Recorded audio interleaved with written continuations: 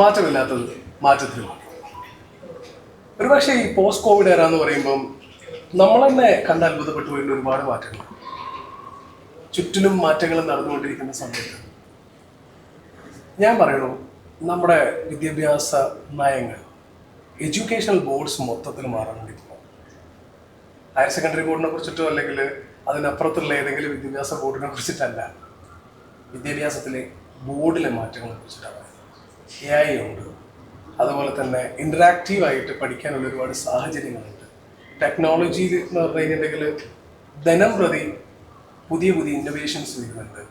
ആളുകളെല്ലാം ചുറ്റുപാടിലുള്ള ഓരോ മാറ്റങ്ങളെയും വളരെ വേഗത്തിൽ അഡാപ്റ്റ് ചെയ്യുന്നുണ്ട്. എസ്പെഷ്യലി നമ്മൾ പുതിയൊരു തലമുറേനെ വാർത്തെടുക്കുന്ന ഒരു സ്ഥലം. നമ്മൾ വിദ്യാഭ്യാസത്തിനെ കുറിച്ചിട്ട് അങ്ങനെ പറയാം, പുതിയ തലമുറേനെ, പുതിയ നാളേനെ നമ്മൾ വാർത്തെടുക്കുന്ന സ്ഥലമാണ്. എന്തുമാത്രം നമ്മുടെ വിദ്യാഭ്യാസ രീതികൾ മാറിയിട്ടുണ്ട്, വിദ്യാഭ്യാസ രംഗത്ത് എന്തൊക്കെ രീതിയിലുള്ള മാറ്റങ്ങൾ ഉണ്ടായിട്ടുണ്ട്. നമ്മൾ ചുമ്മാ ഒന്ന് ഇങ്ങനെ സംസാരിക്കാമെന്ന് വിചാരിച്ച് കുറച്ച് ആൾക്കാരെയൊക്കെ പിടിച്ചിട്ട് നമ്മളൊരു കുഞ്ഞ് സംസാരത്തിന് തുടക്കം കൊടുക്കും. എൻ്റെ പേര് ജെയ്സൺ, എൻ്റെ കൂടെ വിവേക്. നമ്മൾ സ്കൂളുകളിലേക്കും വിദ്യാഭ്യാസ സ്ഥാപനങ്ങളിലേക്കും കോർപ്പറേറ്റ് ഓഫീസുകളിലേക്കും ടെക്നോളജി പ്രൊവൈഡ് ചെയ്യുന്നൊരു കമ്പനി. ശ്രീജിത്ത് പ്രിൻസിപ്പളാണ്, ട്രെയിനർ കൗൺസിൽ എന്ന രീതിയിൽ പ്രവർത്തിക്കുന്നു. കൂടെ 2 സ്റ്റുഡൻസ് ഉണ്ട്, ഇവരെ പ്രത്യേകം നമ്മൾ പരിചയപ്പെടുത്തേണ്ട ആൾക്കാരാണ്. അതലഭിഷ് സ്റ്റുഡൻ്റാണ്, ഭാരതീയ വിദ്യാഭവൻസ് പെരിന്തൽമണ്ണ. എൻ്റെ പേര് ജാൻവി, ഞാനും സ്റ്റുഡൻ്റാണ്, ഭാരതീയ വിദ്യാഭവൻ. ആക്ച്വലി ഇത്ര ഫോർമലായിട്ട് സംസാരിക്കുന്നത് വിചാരിച്ച ഒരാളെയാണ്. പക്ഷെ എന്നാലും നമ്മൾ എന്ത് ഒരു അല്ലേ, ഞാൻ കാര്യമായിട്ട് പറഞ്ഞാണ്, ഇങ്ങനെ ഭയങ്കര ഫോർമലായിട്ട് സംസാരിക്കുന്ന ഒരാളെയാണ്. സോ ഒരു പ്രത്യേകിച്ച് ഒരു അക്കാഡമിക്സ് അല്ലെങ്കിൽ നമ്മളൊരു എഡ്യൂക്കേഷണൽ സിസ്റ്റത്തിനെ കുറിച്ചിട്ടെല്ലാം ചർച്ച ചെയ്യുന്ന സമയമാകുമ്പോൾ കുറച്ചെല്ലാം ഫോർമൽ ആവാം അല്ലേ? സെമി ഫോർമൽ കൊള്ളാം, സാറ് കൊള്ളാം. സോ ഞാനൊരു കാര്യം ചോദിക്കട്ടെ, അതായത് നേരത്തെ നമ്മൾ പറഞ്ഞു വെച്ചുകൊണ്ട് ഇപ്പം നമ്മൾ ടോട്ടലി ഒരു പോസ്റ്റ് കോവിഡ് എറയിലുള്ളൊരു വിദ്യാഭ്യാസ നയങ്ങളിലും അതുപോലെ തന്നെ വിദ്യാഭ്യാസ പ്രവർത്തനങ്ങളൊക്കെ ഉണ്ടായിട്ടുള്ള മാറ്റങ്ങൾ ഒരുപാടാണ്. നമ്മുടെ നാട്ടിൽ ഓൺലൈനിൽ പഠിപ്പിക്കുക എന്ന് പറഞ്ഞ സാധനം ഓൺലൈനിലോ എന്ന് ചോദിച്ചിരുന്ന കാലത്ത് നിന്ന് മാറി ഓൺലൈനിൽ ക്ലാസ്സുകൾ വെക്കുന്ന ഒരു കാലഘട്ടത്തിലേക്ക് നമ്മുടെ കോവിഡ് മാറ്റിയിട്ടുണ്ട്. ഈ ഒരു മാറ്റങ്ങൾ എന്തൊക്കെ, ഈ മാറ്റങ്ങൾ എങ്ങനെയാണ് സാർ നോക്കിക്കാണുന്നത്? ഇതിൽ സാധാരണ ജനറലി നമ്മൾ പറയുന്നൊരു കാര്യമുണ്ട്, we are living in there where technology is in its peak എന്നൊക്കെ നമ്മൾ പറയാറുണ്ട്. അത് അതിൻ്റെ പീക്കിലാണോ ഇനിയിപ്പോൾ വേറെ ഉണ്ടോ എന്നൊന്നും നമുക്ക് നിലവിൽ അറിയില്ല. പക്ഷേ എന്നാലും ഇപ്പോൾ നേരത്തെ പറഞ്ഞു വെച്ചത് വളരെ കറക്റ്റാണ്. കോവിഡിന് ശേഷം ഇങ്ങോട്ടുള്ള സമയത്ത് വലിയ മാറ്റങ്ങൾ ടെക്നോളജിയുടെ കാര്യത്തിൽ നമ്മുടെ ചുറ്റുപാടുമുണ്ട്. ഇതേ മാറ്റങ്ങൾ എഡ്യൂക്കേഷൻ ഫീൽഡിനകത്തും വന്നിട്ടുണ്ട്. പ്രത്യേകിച്ചും ക്ലാസ് റൂം എന്ന് പറയുന്ന പഴയ ഒരു ഡ്രൈ ആയിട്ട് നിൽക്കുന്ന ക്ലാസ് റൂം എന്ന് പറയുന്ന ആ ഒരു കൺസെപ്റ്റേ മാറിയിട്ട് അതിൽ ബോർഡുകൾ, സ്മാർട്ട് ബോർഡുകൾ വന്നു. കുട്ടികളെ വിലയിരുത്തുന്നതിനകത്തും അതേപോലെ തന്നെ അവരുടെ എക്സാമിനേഷൻ കണ്ടക്ട് ചെയ്യുന്നതിനകത്ത് കുറേയും കൂടി എഡ്യൂക്കേഷൻ പേഴ്സണലൈസ്ഡ് ആയിട്ട് മാറുക എന്ന് പറയുന്നത് ഒരു വ്യക്തിയാധിഷ്ഠിതമായിട്ടുള്ള ഒരു വിദ്യാഭ്യാസത്തിലേക്ക് മാറ്റം വന്നു. അപ്പോൾ നേരത്തെ നമ്മൾ ക്ലാസ്സിൽ ജനറലൈസ് ചെയ്ത് കാര്യങ്ങൾ പറയുന്നതിന് പകരം ഒരു പേഴ്സണലൈസ്ഡ് എഡ്യൂക്കേഷൻ എന്ന് പറയുന്ന മറ്റ് കൺട്രീസിലൊക്കെ വർഷങ്ങൾക്ക് മുമ്പ് അഡോപ്റ്റ് ചെയ്തിരുന്ന ആ ഒരു സിസ്റ്റത്തിലേക്ക് നമ്മളും പതുക്കെ വന്നു തുടങ്ങി എന്നുള്ളതാണ് ഒരു പ്രധാനമായിട്ടുള്ളൊരു മാറ്റം. അവിടെ കുട്ടികൾക്ക് ഒരുപാട് സ്പേസ് വരുന്നുണ്ട്. ഇമ്പാർഷ്യലായിട്ട് ഇപ്പോൾ നേരത്തെ ഒരു ടീച്ചറുടെ പെരുമാറ്റം അല്ലെങ്കിൽ ആ ടീച്ചർക്കുള്ള ഇഷ്ടാനിഷ്ടങ്ങൾ ടീച്ചറുടെ ഇവാലുവേഷനകത്ത് കുട്ടികളോട് പ്രകടിപ്പിച്ച് കണ്ടിരുന്നു. ഇത് കുറേയും കൂടി ഇമ്പാർഷ്യലായിട്ട് ഒരു ടൈം വളരെ എളുപ്പത്തിൽ കുറേ കാര്യങ്ങൾ പഠിപ്പിക്കാൻ പറ്റുന്ന രീതിയിലേക്ക് നമ്മുടെ എഡ്യൂക്കേഷൻ സിസ്റ്റം മാറി വരുന്നുണ്ട് എന്നുള്ളതാണ് പ്രധാനമായിട്ടും എനിക്ക് തോന്നിയിട്ടുള്ള കാര്യം. നമ്മളെപ്പോഴും പറയുന്ന ഒരു കാര്യമുണ്ട്, അതായത് ഒരു ബ്ലാക്ക് ബോർഡ്, അതിൻ്റെ മേലെ എഴുതുന്ന ചോക്കും പൊടിയൊക്കെ നിങ്ങൾ ആരെയും കണ്ടേ? ഓക്കെ, ചോക്കുപൊടി, ഡസ്റ്റർ കൊണ്ടുള്ള ബ്ലാക്ക് ബോർഡിൽ നമ്മൾ ആരും അറിയാതെ വരച്ചിടുന്ന ചിത്രങ്ങൾ, ഇതൊന്നും അല്ലാതെ ബ്ലാക്ക് ബോർഡിന്റെ തൊട്ട് പുറത്ത് വലിയ സ്റ്റാൻഡിൽ വെച്ചിട്ടുള്ള ബ്ലാക്ക് ബോർഡ് ആണെങ്കിൽ അതിന്റെ തൊട്ടപ്പുറത്ത് നമ്മുടെ പേര് കൂറി വെക്കുന്നത്, വൈറ്റ്നർ കൊണ്ട് നമ്മൾ പോകാൻ നേരത്തെ ബാച്ചിന്റെ പേര് എഴുതി വെക്കുന്നത്, ഇത് ഭയങ്കര നൊസ്റ്റാൾജിയാണ്. അത് വളരെ നല്ല സാധനമായിരുന്നു. അത് എല്ലാവർക്കും റിലേറ്റ് ചെയ്യാൻ വേണ്ടി പറ്റുന്ന സാധനമാണ്. നമ്മൾ പൊതുവെ ബ്ലാക്ക് ബോർഡിനെ ചുറ്റിപ്പറ്റി നൊസ്റ്റാൾജികൾ കണ്ടമാരുണ്ടാക്കിയിട്ടുള്ള ആളുകളാണ്. ഞാൻ പറയുന്നത് ഇനി ബ്ലാക്ക് ബോർഡ് തന്നെ വലിയൊരു നൊസ്റ്റാൾജി ആയിട്ട് മാറാൻ വേണ്ടി പോകണം. കാരണം നമ്മൾ സാധാരണ വലിയ ബോർഡ് മീറ്റിങ്ങുകൾ, ബോർഡ് റൂമുകളിൽ മാത്രം കണ്ടിട്ടുള്ള വലിയ ഇന്ററാക്റ്റീവ് പാനൽസ് ഇപ്പോൾ നമ്മുടെ സ്കൂളുകളിലേക്ക് വരാൻ വേണ്ടി പോകണം. കാരണം നമ്മൾ തന്നെ ദിവസവും കേൾക്കുന്നത് നമ്മുടെ നാട്ടിലെ ഈ സ്കൂൾ ഡിജിറ്റൽ ക്ലാസ് ആയി, സ്മാർട്ട് ക്ലാസ് റൂംസ് ആയി. പലപ്പോഴും നമ്മൾ ഇപ്പം ഇലക്ഷൻ കഴിഞ്ഞിട്ടേ ഉള്ളൂ, പല ആളുകളുടെയും വാഗ്ദാനങ്ങൾ ഉണ്ടായിരുന്ന സാധനം സ്മാർട്ട് ക്ലാസ് റൂമുകളുടെ മറ്റേ എണ്ണം കൂട്ടുമെന്നൊക്കെ പറഞ്ഞിട്ടുള്ളതാണ്. ആക്ച്വലി സ്മാർട്ട് ക്ലാസ് റൂംസിന് എന്തുമാത്രം പ്രാധാന്യപ്പെടുന്നുണ്ട്, എന്തുമാത്രം നമ്മൾ സ്മാർട്ട് ക്ലാസ് റൂമുകളിലേക്ക് എത്തിക്കാൻ? ബോർഡ് എന്ന് പറഞ്ഞില്ലേ, ബോർഡ് എന്ന് പറഞ്ഞാൽ ജസ്റ്റ് എ ബോർഡ്. ഇതൊരു എക്കോ സിസ്റ്റമാണ്. പറഞ്ഞാൽ ബോർഡിൻ്റെ കൂടെ വരുന്ന സോഫ്റ്റ്വെയർ, അതിന് ട്രെയിൻഡ് ആയിട്ടുള്ള ടീച്ചേഴ്സ്, ഇതൊരു എക്കോ സിസ്റ്റം ആണ്. അതിൻ്റെ ഇപ്പോഴത്തെ ടെക്നോളജി, അതിൻ്റെ കൂടെ VR വരുന്നുണ്ട്, അതിൻ്റെ കൂടെ പ്രൊജക്ടർ വരുന്നുണ്ട്. ഇതെല്ലാം കൂടെ ചേർന്ന് കുട്ടികളെ പഠിപ്പിക്കുന്ന ഒരു രീതി, അതിനാണ് എക്കോ സിസ്റ്റം എന്ന് പറയുന്നത്. ഇത് കുട്ടികളെ ഒരു കാര്യം, ഇപ്പം നമ്മൾ എന്തെങ്കിലും പണ്ട് കാലത്ത് ഒരു ബ്ലാക്ക് ബോർഡിൽ എഴുതി കുട്ടികളെ അത് പറഞ്ഞ് മനസ്സിലാക്കാൻ പെടുന്ന ഒരു പാടുണ്ട്. ഇന്നിപ്പോൾ ഒരു ചെറിയൊരു നഴ്സറി ക്ലാസ്സിൽ ഒരു കുട്ടിക്ക് ഒരു ആന എന്ന് പറഞ്ഞ് മനസ്സിലാക്കുന്നത്, ബോർഡിൽ അത് പറഞ്ഞ് മനസ്സിലാക്കുകയാണെങ്കിൽ നമ്മൾ എലിഫൻറ്റ് എഴുതിയിട്ട് അതൊന്ന് സെലക്ട് ചെയ്ത് നേരെ പോയാൽ ഇൻ്റർനെറ്റിൽ നിന്ന് നേരെ സെർച്ച് ചെയ്തിട്ട് മാമത്ത് മുതൽ നാട്ടിലുള്ള എല്ലാ ആനകളും നമുക്ക് ബോർഡിലേക്ക് കിട്ടും. ബോർഡിലേക്ക് എഴുതി കൊണ്ടുവന്ന് ആനനെ കാണിച്ചു കൊടുക്കാം, ലൈവിൽ വീഡിയോ ആയി കാണിച്ചു കൊടുക്കാം. ഇത് കുട്ടികൾക്ക് പെട്ടെന്ന് റിലേറ്റ് ചെയ്യാൻ പറ്റും. ഇത് തന്നെയാണ് ഇപ്പോൾ ഒരു സ്പേസ്, ഇപ്പോൾ ഒരു ചന്ദ്രയാൻ വന്നു. എന്താണ് ചന്ദ്രയാൻ എന്നുള്ളൊരു വെറുതെ ഒരു പിക്ചർ മാത്രമേ നമുക്ക് കാണിച്ചു കൊടുക്കാൻ പറ്റൂ. ഇന്നിപ്പോൾ അതല്ല, അതിൻ്റെ പ്രോസസ്സോ ചന്ദ്രയാൻ പോയി എടുത്തിട്ടുള്ള പിക്ചറോ വീഡിയോ നമുക്ക് പെട്ടെന്ന് കാണിച്ചു കൊടുക്കാൻ പറ്റും. ഇത് പെട്ടെന്ന് റിലേറ്റ് ചെയ്യാൻ കഴിയും. അതാണ് എൻ്റെ വെരി ക്ലിയർ. നമ്മൾ സാധാരണ പറയും ഇപ്പം എന്ത് കാര്യവും പറഞ്ഞ് മനസ്സിലാക്കുന്നതിനേക്കാൾ എളുപ്പമാണ് അത് കാണിക്കുന്നത്. ഇപ്പം ഞാൻ എൻ്റെ വീട്ടിലൊരു നായയുണ്ട് എന്ന് ഞാൻ പറയുമ്പോൾ ഈ നായയെക്കുറിച്ച് ഞാൻ എത്രമാത്രം നിങ്ങൾക്ക് വിശദീകരിച്ച് തന്നാലും അത് എൻ്റെ വീട്ടിലെ നായയുമായിട്ടൊരു ബന്ധം ഉണ്ടാവില്ല. കാരണം നിങ്ങൾക്കറിയാവുന്ന കുറേ നായകളുമായിട്ടാണ് ഇതിന്. നേരെ കുറച്ച് ഞാൻ അതിൻ്റെ ഒരു ഫോട്ടോ നിങ്ങൾക്ക് കാണിച്ചു തന്നാൽ നിങ്ങൾക്കത് കുറേയും കൂടി എളുപ്പമായി. ഞാൻ ഈ കാണിക്കുന്നത് ഫോട്ടോയ്ക്ക് പകരം വീഡിയോ ആണെങ്കിൽ വളരെ എളുപ്പത്തിൽ നിങ്ങൾക്ക് അതിൻ്റെ ഒരു സ്വഭാവം കൂടി നിങ്ങൾക്ക് പിടികിട്ടും. ഇതാണ് സത്യത്തിൽ എഡ്യൂക്കേഷൻ ഫീൽഡിലെ ഇതിൻ്റെ ഒരു ബേസ് എന്ന് പറയുന്നൊരു കാര്യം. കുറേയും കൂടി ലേണിംഗ് എന്ന് പറയുന്ന പ്രോസസ്സ് കുറേയും കൂടി നമുക്ക് ഈസി ആക്കിയിട്ട് മാറ്റും. ഇതുപോലുള്ള ഇന്ററാക്റ്റീവ് പാനൽസ് ഇംപ്ലിമെന്റ് ചെയ്തിട്ടുള്ള സ്കൂളുകൾ വന്നാണ് സാറിന്റെ സ്കൂളിൽ എത്രമാത്രം അത് എഡ്യൂക്കേഷനെ ബൂസ്റ്റ് ചെയ്യുന്നതാണ് സാർ വിചാരിക്കുന്നത്? ഞങ്ങളെ സംബന്ധിച്ചിടത്തോളം ഞങ്ങളുടെ മുഴുവൻ ക്ലാസ് റൂംസും ഇത് എല്ലാ ക്ലാസ് റൂംസും ഞങ്ങളുടേത് സ്മാർട്ട് ബോർഡ് ഉള്ളതാണ്. ഈ സ്മാർട്ട് ബോർഡുകൾ പലപ്പോഴും കുട്ടികളെ സംബന്ധിച്ചിടത്തോളം അവർക്ക് നേരത്തെ പറഞ്ഞ പോലെ ഒരു വിരസത, ടീച്ചർ ഇങ്ങനെ ഒരു വെർബലി ഇങ്ങനെ സംസാരിച്ചു കൊണ്ടിരിക്കുന്നതിന് പകരം ഈ വിഷ്വൽ കാണുന്ന സമയത്ത് കുട്ടികൾക്ക് ഉണ്ടാകുന്ന കുറേ കൂടി എളുപ്പമായിട്ട് അവർക്ക് ഇൻട്രസ്റ്റിംഗ് ആക്കാൻ പറ്റും. ഇത് തീർച്ചയായിട്ടും ഞങ്ങളുടെ റിസൾട്ടിനെയും കുട്ടികളുടെ ബിഹേവിയറിനെയും ക്ലാസ് റൂം കൺട്രോളിനെയും ഒക്കെ ഞങ്ങൾക്ക് നന്നായിട്ട് സ്വാധീനിക്കാൻ, അത് പോസിറ്റീവായിട്ട് സ്വാധീനിക്കാൻ ഞങ്ങൾക്ക് സാധിച്ചിട്ടുണ്ട്. ടെക്നോളജി അതുപോലെ തന്നെ നമ്മൾ ഫ്യൂച്ചർ ഓറിയന്റഡ് ആയിട്ട് ഒന്നുമില്ല. ഇപ്പം നമ്മൾ ഭാവിയെ കുറിച്ച് സംസാരിക്കുന്ന സമയത്ത് ഭാവി തലമുറ അല്ലെങ്കിൽ ഭാവിയുടെ വാഗ്ദാനം എന്നൊക്കെ പറയുന്നത് ക്ലാസ് റൂമിൽ ഇരിക്കുന്ന സ്റ്റുഡൻസ് ആണ്. ഒരു പക്ഷേ 10ാം ക്ലാസ് വരെ കിട്ടുന്ന ഒരു IT അപ്പുറത്തേക്കൊരു വലിയൊരു എക്സ്പോഷർ ഒരു കുട്ടിക്ക് ഈ ഒരു ഇന്ററാക്റ്റീവ് പാനൽ കൊടുക്കുന്നു താങ്കൾ വിശ്വസിക്കുന്നു? അല്ല, അതിൽ ഇൻറ്ററാക്റ്റീവ് പാനൽ സത്യത്തിൽ അതാത് ക്ലാസ് റൂമിന് ഒരുപാട് ലിമിറ്റേഷൻസ്, ഈ പറഞ്ഞ ടെക്നോളജിയുടെ സാധ്യതകളെക്കുറിച്ച് നമ്മൾ പറയുന്ന സമയത്ത് ഇതിനകത്തുള്ളൊരു ലിമിറ്റേഷൻ ഇത് യൂസ് ചെയ്യുന്ന ആളാരാണോ അദ്ദേഹത്തിനെ പോലെ ഉണ്ടാവും എന്നുള്ളതാണ്. പക്ഷേ ഇതിനകത്ത് ഒരു പ്രധാനമായ കാര്യം, ഒരു 10th വരെയെങ്കിലും കുട്ടികൾ അല്ലെങ്കിൽ +2 വരെ എന്ന് പറയുന്ന ഇന്നത്തെ നമ്മളെ ഔദ്യോഗിക വിദ്യാഭ്യാസത്തിൻ്റെ കാലഘട്ടത്തിൽ, സ്കൂളിംഗ് എന്ന് പറയുന്ന ആ ഒരു പീരീഡിൽ ഏറ്റവും ചുരുങ്ങിയത് ഇവരത് യൂസ് ചെയ്യുന്ന സമയത്ത് മുന്നോട്ടുള്ള ടെക്നോളജിയെക്കുറിച്ച് അറിയാനുള്ളൊരു താല്പര്യം, ഒരു ക്യൂരിയോസിറ്റി, അതിൻ്റെ സാധ്യതകൾ എന്താണ് എന്നുള്ളത് കുട്ടികൾക്ക് മനസ്സിലാക്കി കൊടുക്കാൻ ഈ ഒരു സംഭവം അത്യാവശ്യമാണ്. അതായത് ഇപ്പം ചുറ്റുപാടിൽ ഒരുപാട് മാറ്റങ്ങൾ നടക്കുന്നു. ഞാൻ എൻ്റെ വളരെ വളരെ പേഴ്സണൽ ആയിട്ടുള്ള കാര്യമാണ്. സാറിനത് കംഫർട്ട് അല്ലെങ്കിൽ സാറിന് അങ്ങ് വിട്ടേക്കണം. ഓക്കെ, പൊതുവേ നമ്മളെ ടീച്ചേഴ്സ് ഒരു ബ്ലാക്ക് ബോർഡിൽ കുറച്ച് നേരത്തെ പറഞ്ഞ പോലെ ടീച്ചേഴ്സ് വരുന്നു, അമീബയുടെ ചിത്രം വരയ്ക്കുന്നു. നിങ്ങൾ കണ്ടിട്ടുണ്ടോ ഈ ചെമ്പരത്തിയുടെ പകുതി മുറിച്ചിട്ട് അതിൻ്റെ ഓരോ സംഗതികൾ വരച്ചിട്ട് പോകുന്നു. നന്നായി വരയ്ക്കാൻ പറ്റുന്ന ടീച്ചറാണെങ്കിൽ വളരെ നന്നായിട്ട് വരച്ചിട്ട് കാണിക്കുന്നു. എന്നെ പോലത്തെ ആൾക്കാരൊക്കെ ആണെങ്കിൽ അമീബ ഒരുമാതിരി, അമീബയ്ക്ക് പിന്നെ ഏത് ഷേപ്പ് ഉണ്ടായതുകൊണ്ട് ഞാൻ രക്ഷപ്പെട്ടു, അത് വേറെ കാര്യം. അല്ലാത്ത കാരണം പെട്ടുപോയത്, കിഡ്നിയൊക്കെ വരയ്ക്കാൻ നേരത്ത് കിഡ്നിയാണോ ഹാർട്ടാണോ പോലും നമുക്ക് തിരിച്ചറിയാൻ വേണ്ടി പറ്റാറില്ല. ഒരു ടീച്ചർ ഇതുപോലെ ഒരുപാട് സംഗതികളിലൂടെ കടന്നു പോകേണ്ടതുണ്ട്. വരയ്ക്കാൻ പറ്റാത്ത ആളാണെങ്കിൽ കൃത്യമായിട്ടെങ്കിൽ കുട്ടികൾക്ക് എന്താണ് ഇടത് വെൻട്രിക്കിൾ, എന്താണ് വലത് വെൻട്രിക്കിൾ എന്നൊക്കെ നമ്മൾ കാണിച്ചു കൊടുക്കുന്ന രീതിയിൽ വരച്ചു വെക്കേണ്ടതുണ്ട്. ഒരു സ്മാർട്ട് പാനൽ വരുന്നതോടുകൂടി ഒരു സ്റ്റുഡന്റ് എന്നുള്ള രീതിയിൽ, നിങ്ങൾ രണ്ടുപേരും എക്സ്പീരിയൻസ് ചെയ്യുന്ന സ്മാർട്ട് പാനലിലുള്ള ക്ലാസ് റൂമിൽ പഠിക്കുന്ന ആളുകളാണ്. എത്രമാത്രം നിങ്ങളുടെ ടീച്ചേഴ്സ് അതുമായിട്ട് ആ ഒരു സംഗതി നിങ്ങൾക്ക് ഇംപ്ലിമെന്റ് ചെയ്തിരുന്നതിൽ വിജയിക്കുന്നുണ്ട്, അല്ലെങ്കിൽ നിങ്ങൾക്ക് അത് എന്തുമാത്രം ഉപകാരപ്പെടും? വളരെ നല്ല രീതിയിൽ തന്നെ ഉപകാരപ്പെടുന്നുണ്ട്. കാരണം ഞങ്ങളെ school comparing to black board to panel board. അതെ ഇപ്പം പലപ്പോഴും ഇപ്പോൾ ബ്ലാക്ക് ബോർഡ് ആണെങ്കിൽ അത് ഓരോ ടീച്ചേഴ്സിൻ്റെയും സ്കിൽസായിട്ട് ഡിപ്പെൻഡ് ചെയ്യുന്നു. ഇപ്പം താങ്കൾ പറഞ്ഞു ഇപ്പം ഓരോ ടീച്ചേഴ്സിനെ എങ്ങനെ വരച്ചു വെക്കാൻ പറ്റും എന്നുള്ളത്. പക്ഷേ ഇങ്ങനെ വരുമ്പോൾ അവിടെ ഇറ്റ്സ് ആക്സസിബിൾ ആണ്. അവർക്ക് പെട്ടെന്ന് തന്നെ ഇപ്പം നിങ്ങൾ പറഞ്ഞ പോലെ ഒരു ഇമേജ് ലോഡ് ചെയ്തിട്ട് കാണിച്ചു തരാം. നമുക്ക് കുറച്ചും കൂടി പെട്ടെന്ന് മനസ്സിലാവും. അതിപ്പോൾ നേരത്തെ സാറ് പറഞ്ഞ പോലെ തന്നെ ഒരു നായയുടെ കാര്യം പറയുകയാണെങ്കിൽ നമുക്ക് ഒരു ഷേപ്പ് ഇപ്പം ഇവർക്ക് കാണിച്ചു തരാൻ പറ്റില്ല.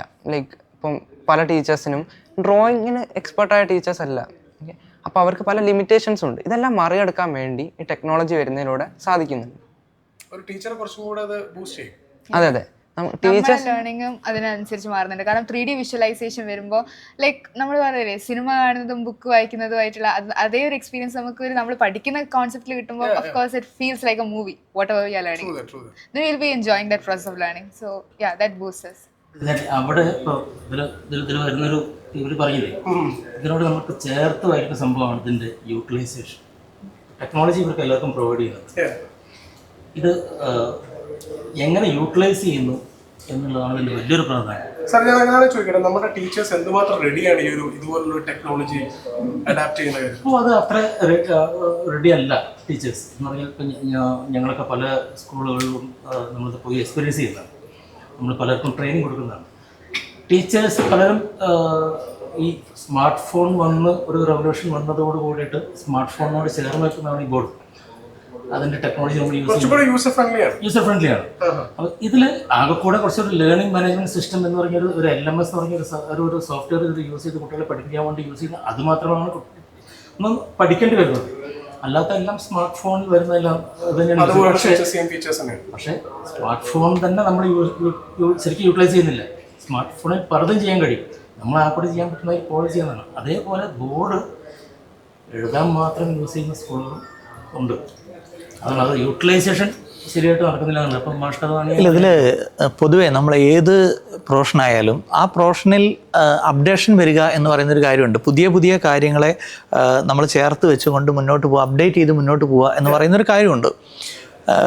സോറി ടു സേ, ഞാനൊരു ടീച്ചറാണ്, എന്നാലും പറയാൻ പറ്റുന്നൊരു കാര്യമുള്ളത്, പലപ്പോഴും ഇപ്പം ടീച്ചർ ട്രെയിനിങ്ങിനും കാര്യങ്ങളൊക്കെ പോകുമ്പോൾ വേറെ ഏത് കമ്മ്യൂണിറ്റിയേക്കാളും മാറ്റത്തെ വളരെ വേഗതയിൽ ആക്സെപ്റ്റ് ചെയ്യേണ്ടിയിരുന്ന ആൾക്കാർ ടീച്ചേഴ്സാണ്. പക്ഷേ normally they are not ready to do that. അപ്പോൾ ഞാൻ പഠിച്ചിരുന്ന അൺഫോർച്ചുനേറ്റ്ലി അതാണ് സത്യത്തിൽ. ശരിക്കും പറഞ്ഞാൽ റെവല്യൂഷൻ ഒരു വലിയൊരു ചേഞ്ച് ഉണ്ടാക്കേണ്ട ആൾക്കാരാണ് ടീച്ചേഴ്സ്. നാളെക്കുറിച്ച് സംസാരിക്കുകയും മറ്റന്നാളത്തെ ജനതയെ വാർത്തെടുക്കുകയും ചെയ്യുന്ന ആൾക്കാരാണ് ടീച്ചേഴ്സ് എന്നാണ് പറയുക. ബട്ട് അൺഫോർച്ചുനേറ്റ്ലി നമ്മളൊരു റിയാലിറ്റി എന്ന് പറയുന്ന ഒരു ബാഡ് റിയാലിറ്റി എന്ന് പറയുന്നത്, ഞാൻ BEd എടുക്കുന്ന സമയത്ത് ഞാൻ എന്താണോ പഠിച്ചിരുന്നത് അതിൽ നിന്ന് അപ്പുറത്തേക്ക് മുന്നോട്ട് വരാത്ത ഒരു വലിയ വിഭാഗം ടീച്ചേഴ്സ്, അപൂർവം ചിലർ നന്നായിട്ട് മാറ്റത്തിന് ഉൾക്കൊള്ളുന്ന അപൂർവം ടീച്ചേഴ്സ് ഉണ്ട്. അതിൻ്റെ റിസൾട്ട് ക്ലാസ് റൂമിൽ കാണാൻ സാധിക്കും. പക്ഷെ ബഹുഭൂരിപക്ഷം വരുന്ന ടീച്ചേഴ്സും അവർ ഞാൻ എങ്ങനെയാണോ പഠിപ്പിക്കുന്നത് ആ രീതിയിൽ. എനിക്ക് തോന്നുന്നത് ഓഷോയുടെ വളരെ ഫേമസ് ആയിട്ടുള്ളൊരു വചനമുണ്ട്. ആ വചനം ഇതാണ്: എൻ്റെ മുന്നിലിരിക്കുന്ന കുട്ടിയെ ആകാശത്തോളം വലുതാക്കാനല്ല, മറിച്ച് എന്നോളം ചെറുതാക്കാനാണ് ഒരു ടീച്ചർ ശ്രമിക്കുന്നത് എന്നൊരു കാര്യമുണ്ട്.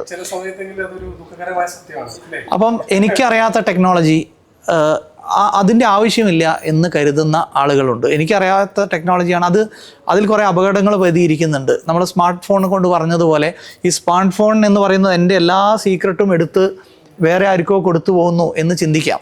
കാരണം എനിക്കത് പഠിക്കാനോ മറ്റു കാര്യങ്ങൾക്കോ പ്രയാസമുണ്ട്, അതുകൊണ്ട് ഇത് വലിയൊരു ആപത്താണ് എന്ന് ചിന്തിക്കാം. ഇതിൻ്റെ ഒരു പ്രധാന കാര്യം, ഇതൊരു നെസസിറ്റി ആയിട്ട് ഒരു നിർബന്ധപൂർവം പറയുന്ന എത്ര സ്കൂൾസ് ഉണ്ട് എന്നുള്ളൊരു ചോദ്യമുണ്ട്. അപ്പം പലപ്പോഴും സ്മാർട്ട് ഫോണുകൾ നമ്മൾ പാനൽ ബോർഡുകൾ നമ്മൾ കൊണ്ടുപോയി വെക്കുന്ന സമയത്ത് സ്മാർട്ട് ബോർഡുകളുടെ ഒരു എക്സ്പെൻസ് ഉണ്ട്. ഈ എക്സ്പെൻസ് മാനേജ്മെൻറ്റിൻ്റെ അടുത്ത് നമ്മൾ പറഞ്ഞ് സെറ്റ് ചെയ്ത് സ്മാർട്ട് ബോർഡ് വെച്ച് കഴിഞ്ഞാലും ഇത് യൂസ് ചെയ്യേണ്ടത് ടീച്ചറാണ്. അപ്പോൾ ടീച്ചർ ഇത് യൂസ് ചെയ്യാതിരിക്കാനുള്ള കാരണങ്ങൾ പലപ്പോഴും ചോദിക്കുന്നത്, ഒന്ന്, ഞങ്ങൾക്ക് ശീലമില്ല. കോവിഡ് കൂടി ഉണ്ടായിരുന്നില്ലെങ്കിൽ ഇത്രയും ഉണ്ടാകുമായിരുന്നില്ല.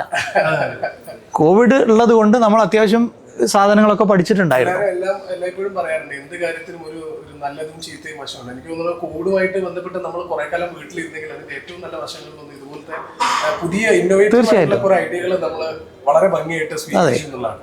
അപ്പം അതിൽ പുതുതായിട്ട് നമ്മൾ ഇത്തരം കാര്യങ്ങൾ നമ്മൾ ആക്സെപ്റ്റ് ചെയ്യാനുള്ള ഒരു മടി. അതിൻ്റെ പ്രധാന കാരണം നേരത്തെ പറഞ്ഞതുപോലെ ഞാനിത് യൂസ്ഡ് അല്ല, ഞാനിത് ശീലിച്ചിട്ടില്ല. ഞാൻ പഠിച്ചിട്ടുള്ള B.Ed വളരെ ദൗർഭാഗ്യകരം എന്ന് പറയുന്ന ഒരു ഉദാഹരണം പറയാം. കേരളത്തിൽ അറിയപ്പെടുന്ന, ഞാൻ പറഞ്ഞതാണെങ്കിൽ മാത്രമേ ബുദ്ധിമുട്ടുള്ളൂ, ഒരു ടീച്ചർ തന്നെ പറയുന്നതുകൊണ്ട് അതിനകത്ത് ബുദ്ധിമുട്ടില്ല, പ്രശ്നമില്ല. Thank you so much. ഇതിൽ കേരളത്തിലെ വളരെ അറിയപ്പെടുന്ന ഒരു B.Ed സെൻറ്ററിൽ നമ്മളൊരു ക്യാമ്പസ് ഇൻ്റർവ്യൂ ആയിട്ട് ബന്ധപ്പെട്ട് പോയിട്ടുണ്ടായിരുന്നു. അപ്പോൾ ഒരു 150ഓളം കുട്ടികൾ ഉള്ള സ്ഥാപനത്തിൽ ഒരു 10-60-70 പേര് ആ ഇൻ്റർവ്യൂ അറ്റൻഡ് ചെയ്യാൻ വേണ്ടി വന്നു. ഈ ഡെമോ ക്ലാസ് വേണ്ടി വെക്കുന്ന സമയത്ത് ഈ 70 പേരിൽ സ്മാർട്ട് ബോർഡ് വെച്ചുകൊണ്ട് ക്ലാസ് എടുക്കാൻ തയ്യാറായ ടീച്ചേഴ്സ് ആകെ 1-2 ആൾക്കാരാണ്. ബാക്കിയുള്ള ആരും തന്നെ, എല്ലാവരും നേരെ വരുന്നു, വൈറ്റ് ബോർഡിൽ എടുക്കുന്നു. ഇവരൊക്കെ ഇവരുടെ സബ്ജക്റ്റിലെ എക്സ്പേർട്സാണ്, അവർ പുലികളാണ്, തർക്കമില്ലാത്ത കാര്യമാണ്. പക്ഷേ ഇവരുടെ സബ്ജക്റ്റ് കുട്ടികളിലേക്ക് എത്തണമെങ്കിൽ ഈ ടെക്നോളജിയുടെ സഹായം ഇന്നത്തെ കാലഘട്ടത്തിൽ ആവശ്യമുണ്ട്. ഇവരത് ഉപയോഗിക്കുന്നില്ല. അപ്പോൾ അവർ ചോദിക്കുമ്പോൾ അവർ പറഞ്ഞത്, ടീച്ചേഴ്സിനെ സൃഷ്ടിക്കുന്ന B.Ed കോഴ്സിൽ ഈ പറഞ്ഞ പാനൽ ബോർഡ് അവർ ശീലിച്ചിട്ടില്ല, അവർ വൈറ്റ് ബോർഡ് വെച്ചിട്ടാണ് ശീലിക്കുന്നത്. ചെറിയ ചോദ്യം ഓക്കെ, ഷുവർ. നിങ്ങൾക്കറിയാവുന്ന AI ടൂൾസ് ഏതൊക്കെയാണ്? AI ടൂൾസ് ഇപ്പം ജനറേറ്റീവ് AI ടൂൾസ് ആണ്.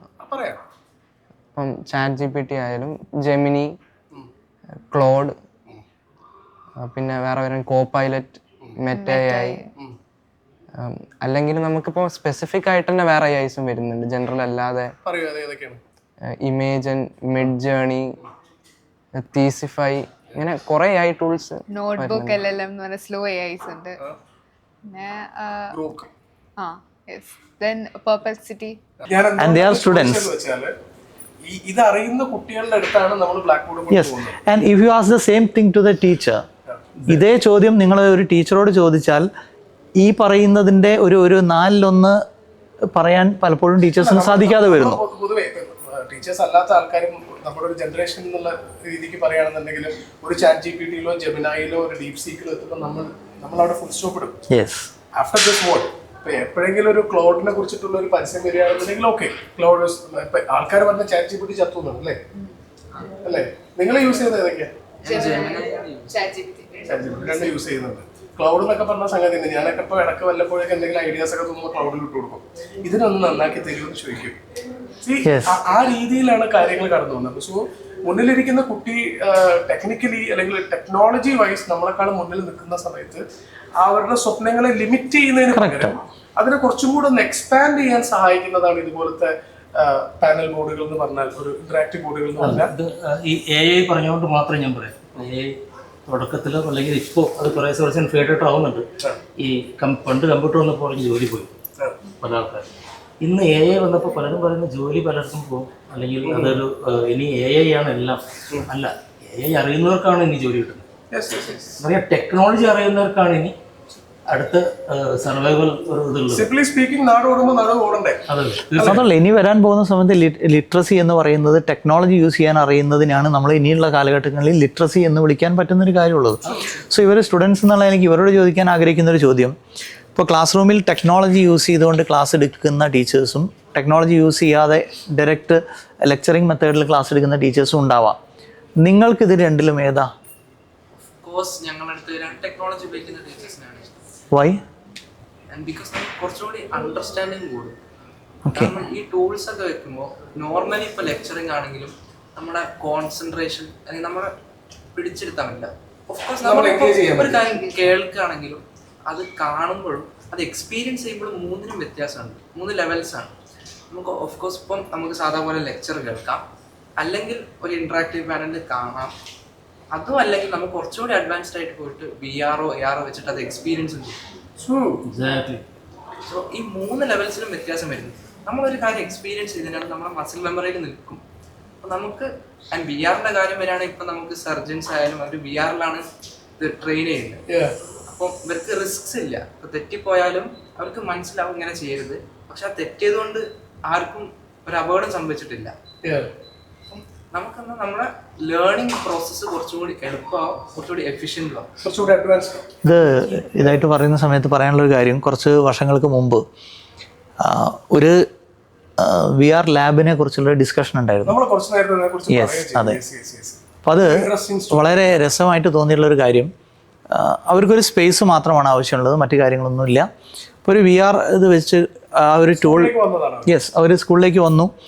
അപ്പോൾ നമ്മൾ അവരെ വിളിച്ചു വരുത്തിയത്, അതിൻ്റെ സാധ്യതകൾ എത്രമാത്രം ഉണ്ട് എന്നുള്ളത് അറിയാൻ വേണ്ടിയിട്ട് നമ്മൾ അവരെ വിളിച്ചു വരുത്തിയതാണ്.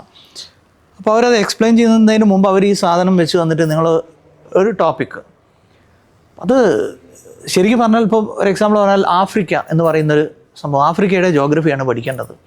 സോ ഞാൻ എത്രമാത്രം പഠിപ്പിച്ചു കൊടുത്താലും അല്ലെങ്കിൽ എന്നെ വേറൊരാൾ എത്രമാത്രം പഠിപ്പിച്ചാലും എനിക്ക് എൻ്റെ ചുറ്റുപാടുള്ള ലോകം വെച്ചിട്ടേ ആഫ്രിക്കയെ കാണാൻ പറ്റുള്ളൂ. പക്ഷേ ഇത് വെച്ച് കഴിയുന്ന സമയത്ത് ഞാൻ ആഫ്രിക്കയിലാണ്, അവിടുത്തെ മാർക്കറ്റ്, അവിടുത്തെ സാധനങ്ങൾ, അവിടുത്തെ ജനങ്ങൾ എല്ലാവരും എൻ്റെ ചുറ്റും നടക്കുകയാണ്. അപ്പോൾ ഞാൻ അവരോട് ഓരോ സബ്ജക്റ്റിൻ്റെയും ഞാൻ ചോദിച്ചു. അതിലേറ്റവും എനിക്ക് എന്താ പറയുക, ഞാനൊക്കെ കുട്ടികളെ എന്താ പറയുക നമ്മൾ എത്രമാത്രം പിന്നിലേക്ക് നടത്തുന്നു എന്ന് തോന്നിയൊരു കാര്യം, നമ്മൾ സാധാരണ KG കുട്ടികളെ റെയിൽവേ സ്റ്റേഷൻ കാണിക്കാൻ വേണ്ടി കൊണ്ടുപോകും. 30 കുട്ടികളെയും കൊണ്ടുപോയാൽ അവിടെ കൊണ്ടുപോയാൽ ഈ 30 എണ്ണം ചെതറി പോകാതിരിക്കലാണ് എൻ്റെ ശ്രദ്ധ. അവിടെ റെയിൽവേ സ്റ്റേഷനിൽ ഒരു കാര്യവും കാണിക്കാൻ എനിക്ക് പറ്റില്ല, കാരണം എൻ്റെ ശ്രദ്ധ മുഴുവൻ ഈ 30 ആളെ തിരിച്ചു കൊണ്ടുവരണം. പക്ഷേ ഇവരതിനകത്ത് സെറ്റ് ചെയ്ത് വെച്ചുള്ള സാധനത്തിനകത്ത് റെയിൽവേ സ്റ്റേഷൻ, നമ്മൾ റെയിൽവേ സ്റ്റേഷനകത്താണ്, ട്രെയിൻ അതിലേ പോകുന്നുണ്ട്, ഇപ്പുറത്ത് കച്ചവടക്കാർ പോകുന്നുണ്ട്, ചായക്കാരൻ പോകുന്നുണ്ട്, പക്ക ഇതിലാണ്. ഏറ്റവും രസം, നമ്മളൊരു ഇതിനകത്ത് തമാശയ്ക്ക് പറയുന്ന ജാലിയൻ കണാറിൻ്റെ ഒരു കാര്യമാണ് നമ്മൾ നേരത്തെ പറഞ്ഞിരുന്നത്. അപ്പം അങ്ങനെ, പക്ഷേ അതൊരു റിയാലിറ്റി ആയിട്ട് വരുന്നു. അപ്പം ഞാൻ അവരോട് ചോദിച്ചൊരു വിഷയം, എൻ്റെ വിഷയം സോഷ്യൽ സ്റ്റഡീസ് ആയതുകൊണ്ട് ഇതിനെങ്ങനെ നിങ്ങൾ ഹിസ്റ്ററി ആയിട്ട് ബന്ധപ്പെടുത്തിയിട്ട് കാണിക്കാൻ പറ്റുമെന്ന് ചോദിച്ചു. അവരെനിക്ക് ഈ സാധനം വെച്ച് തന്ന സമയത്ത് ഞാൻ നേരത്തെ പറഞ്ഞ ജാലിയൻ കണാറിന്, ഞാനും ഗാന്ധിജി എല്ലാവരും കൂടി ദണ്ഡിയാത്രയ്ക്ക് പോകുന്നു, എൻ്റെ ഇപ്പുറത്ത് ഗാന്ധിജി ഉണ്ട്, ഇപ്പുറത്ത് ശരിക്കും ആ ഫീല്, ഞാൻ ആ കാലഘട്ടത്തിലാണ്, 30s ഞാൻ നിൽക്കുന്നത്, ആ അന്തരീക്ഷമാണുള്ളത്. എൻ്റെ കൂടെ നടക്കുന്ന ആൾക്കാർ, അവരുടെ വസ്ത്രം ഗാന്ധിജിയുടെ വസ്ത്രം, ഞാൻ ഗാന്ധിജി എടുത്തെടുത്ത ആളെ. സോ എനിക്ക് ഇനി ദണ്ഡിയാത്രയെക്കുറിച്ച് ഒരു ക്ലാസ് ഒരാൾ എടുത്തു തരണ്ട. അതൊരു നോട്ട് ജസ്റ്റ് എൻ ഇമാജിനേഷൻ, അത് നമുക്കൊരു സോഷ്യൽ സയൻസ് ടീച്ചർ വന്നിട്ട് പറഞ്ഞു തരുന്നതിനപ്പുറത്തേക്ക് നമ്മൾ അതിലാവുകയാണ്. ഇപ്പം AR VR XR എന്നുള്ളത് പല ന്യൂസ് ചാനലുകളും ഫോളോ ചെയ്യുന്ന സംഗതിയാണ്. നമ്മൾ ഓരോ ദിവസവും മറ്റേ ഈ ഇലക്ഷൻ റിസൾട്ടെല്ലാം വരുന്ന ദിവസമാണെന്നുണ്ടെങ്കിൽ പല ഭാഗത്തുനിന്ന്, ഇവിടെ നേമം വരുന്നു, അപ്പുറത്ത് കാട്ടാക്കട വരുന്നു, ഇവിടെ പല തിരൂരങ്ങാടി വരുന്നു, അവിടെ കോഴിക്കോട് സൗത്ത് വരുന്നു, 4-5 ഇടിക്കട്ട പോലെ അവിടെ എവിടെയും ഓരോ സംഗതികൾ വന്ന് വീഴുന്നത് നമ്മൾ എങ്ങനെയാണോ എക്സ്പീരിയൻസ് ചെയ്യുന്നത്, അതുപോലെ ഒരു സ്കൂളിൽ ഒരു ഫ്ലോർ നമ്മൾ AR VR XR ഫ്ലോർ ആക്കി മാറ്റുകയാണെന്നുണ്ടെങ്കിൽ കുട്ടികൾക്ക് പലതിനെയും, ഞാൻ നേരത്തെ പറഞ്ഞ പോലെ തന്നെ education is not just education, അതിനൊക്കെ അപ്പുറത്തേക്കുള്ള സാധ്യതകളിലേക്ക് വഴി തുറക്കുന്നതാണ് പുതിയ ടെക്നോളജി. ചെറിയൊരു ഉദാഹരണം ഞാൻ പറയാം, പെട്ടെന്ന് റിലേറ്റ് ചെയ്യുന്നുണ്ട്. ഇന്നത്തെ കാലത്ത് പൈലറ്റിനെ ട്രെയിൻ ചെയ്യിക്കുന്നത് എക്സാക്ട്ലി ഈ ഒരു ടെക്നോളജി ഉപയോഗിച്ചിട്ടാണ്. സിമുലേറ്റർ എന്ന് പറയുന്നത് ഇത് പൈലറ്റിനെ സാധാരണ ഒന്നും അറിയാത്ത പൈലറ്റിനെ ഫ്ലൈറ്റ് കയറ്റിക്കൊണ്ട് പഠിപ്പിക്കുന്നതും അല്ലെങ്കിൽ ബ്ലാക്ക് ബോർഡിൽ എഴുതി പഠിപ്പിക്കുന്ന പോലെ എല്ലാ ഇന്നൊരു സിമുലേറ്ററിൽ ഇന്ന് പൈലറ്റ് ഓൾമോസ്റ്റ് 75% സിമുലേറ്ററിൽ പഠിച്ചിട്ടാണ് പിന്നെ ഒരു ഫ്ലൈറ്റിലേക്ക് കയറുന്നത്. ഈ ഒരു ടെക്നോളജിയാണ്, അതാണ് ടെക്നോളജി. ആ ഒരു കാലത്തേക്കാണ് ഇവരെല്ലാവരും പോകുന്നത്. അവിടെ പല ടീച്ചേഴ്സും, ഇപ്പോൾ ഞാൻ സ്കൂളിൻ്റെ പേരെടുത്ത് പറയാനോ ഒന്നുമല്ല, ടീച്ചേഴ്സിനെ ഇതൊരു ഇൻസൾട്ട് ചെയ്യുന്നൊരു കാര്യമല്ല കേട്ടോ. പല ടീച്ചേഴ്സ് അല്ല, നമ്മൾ ജനറലൈസ് ചെയ്യുന്നില്ല.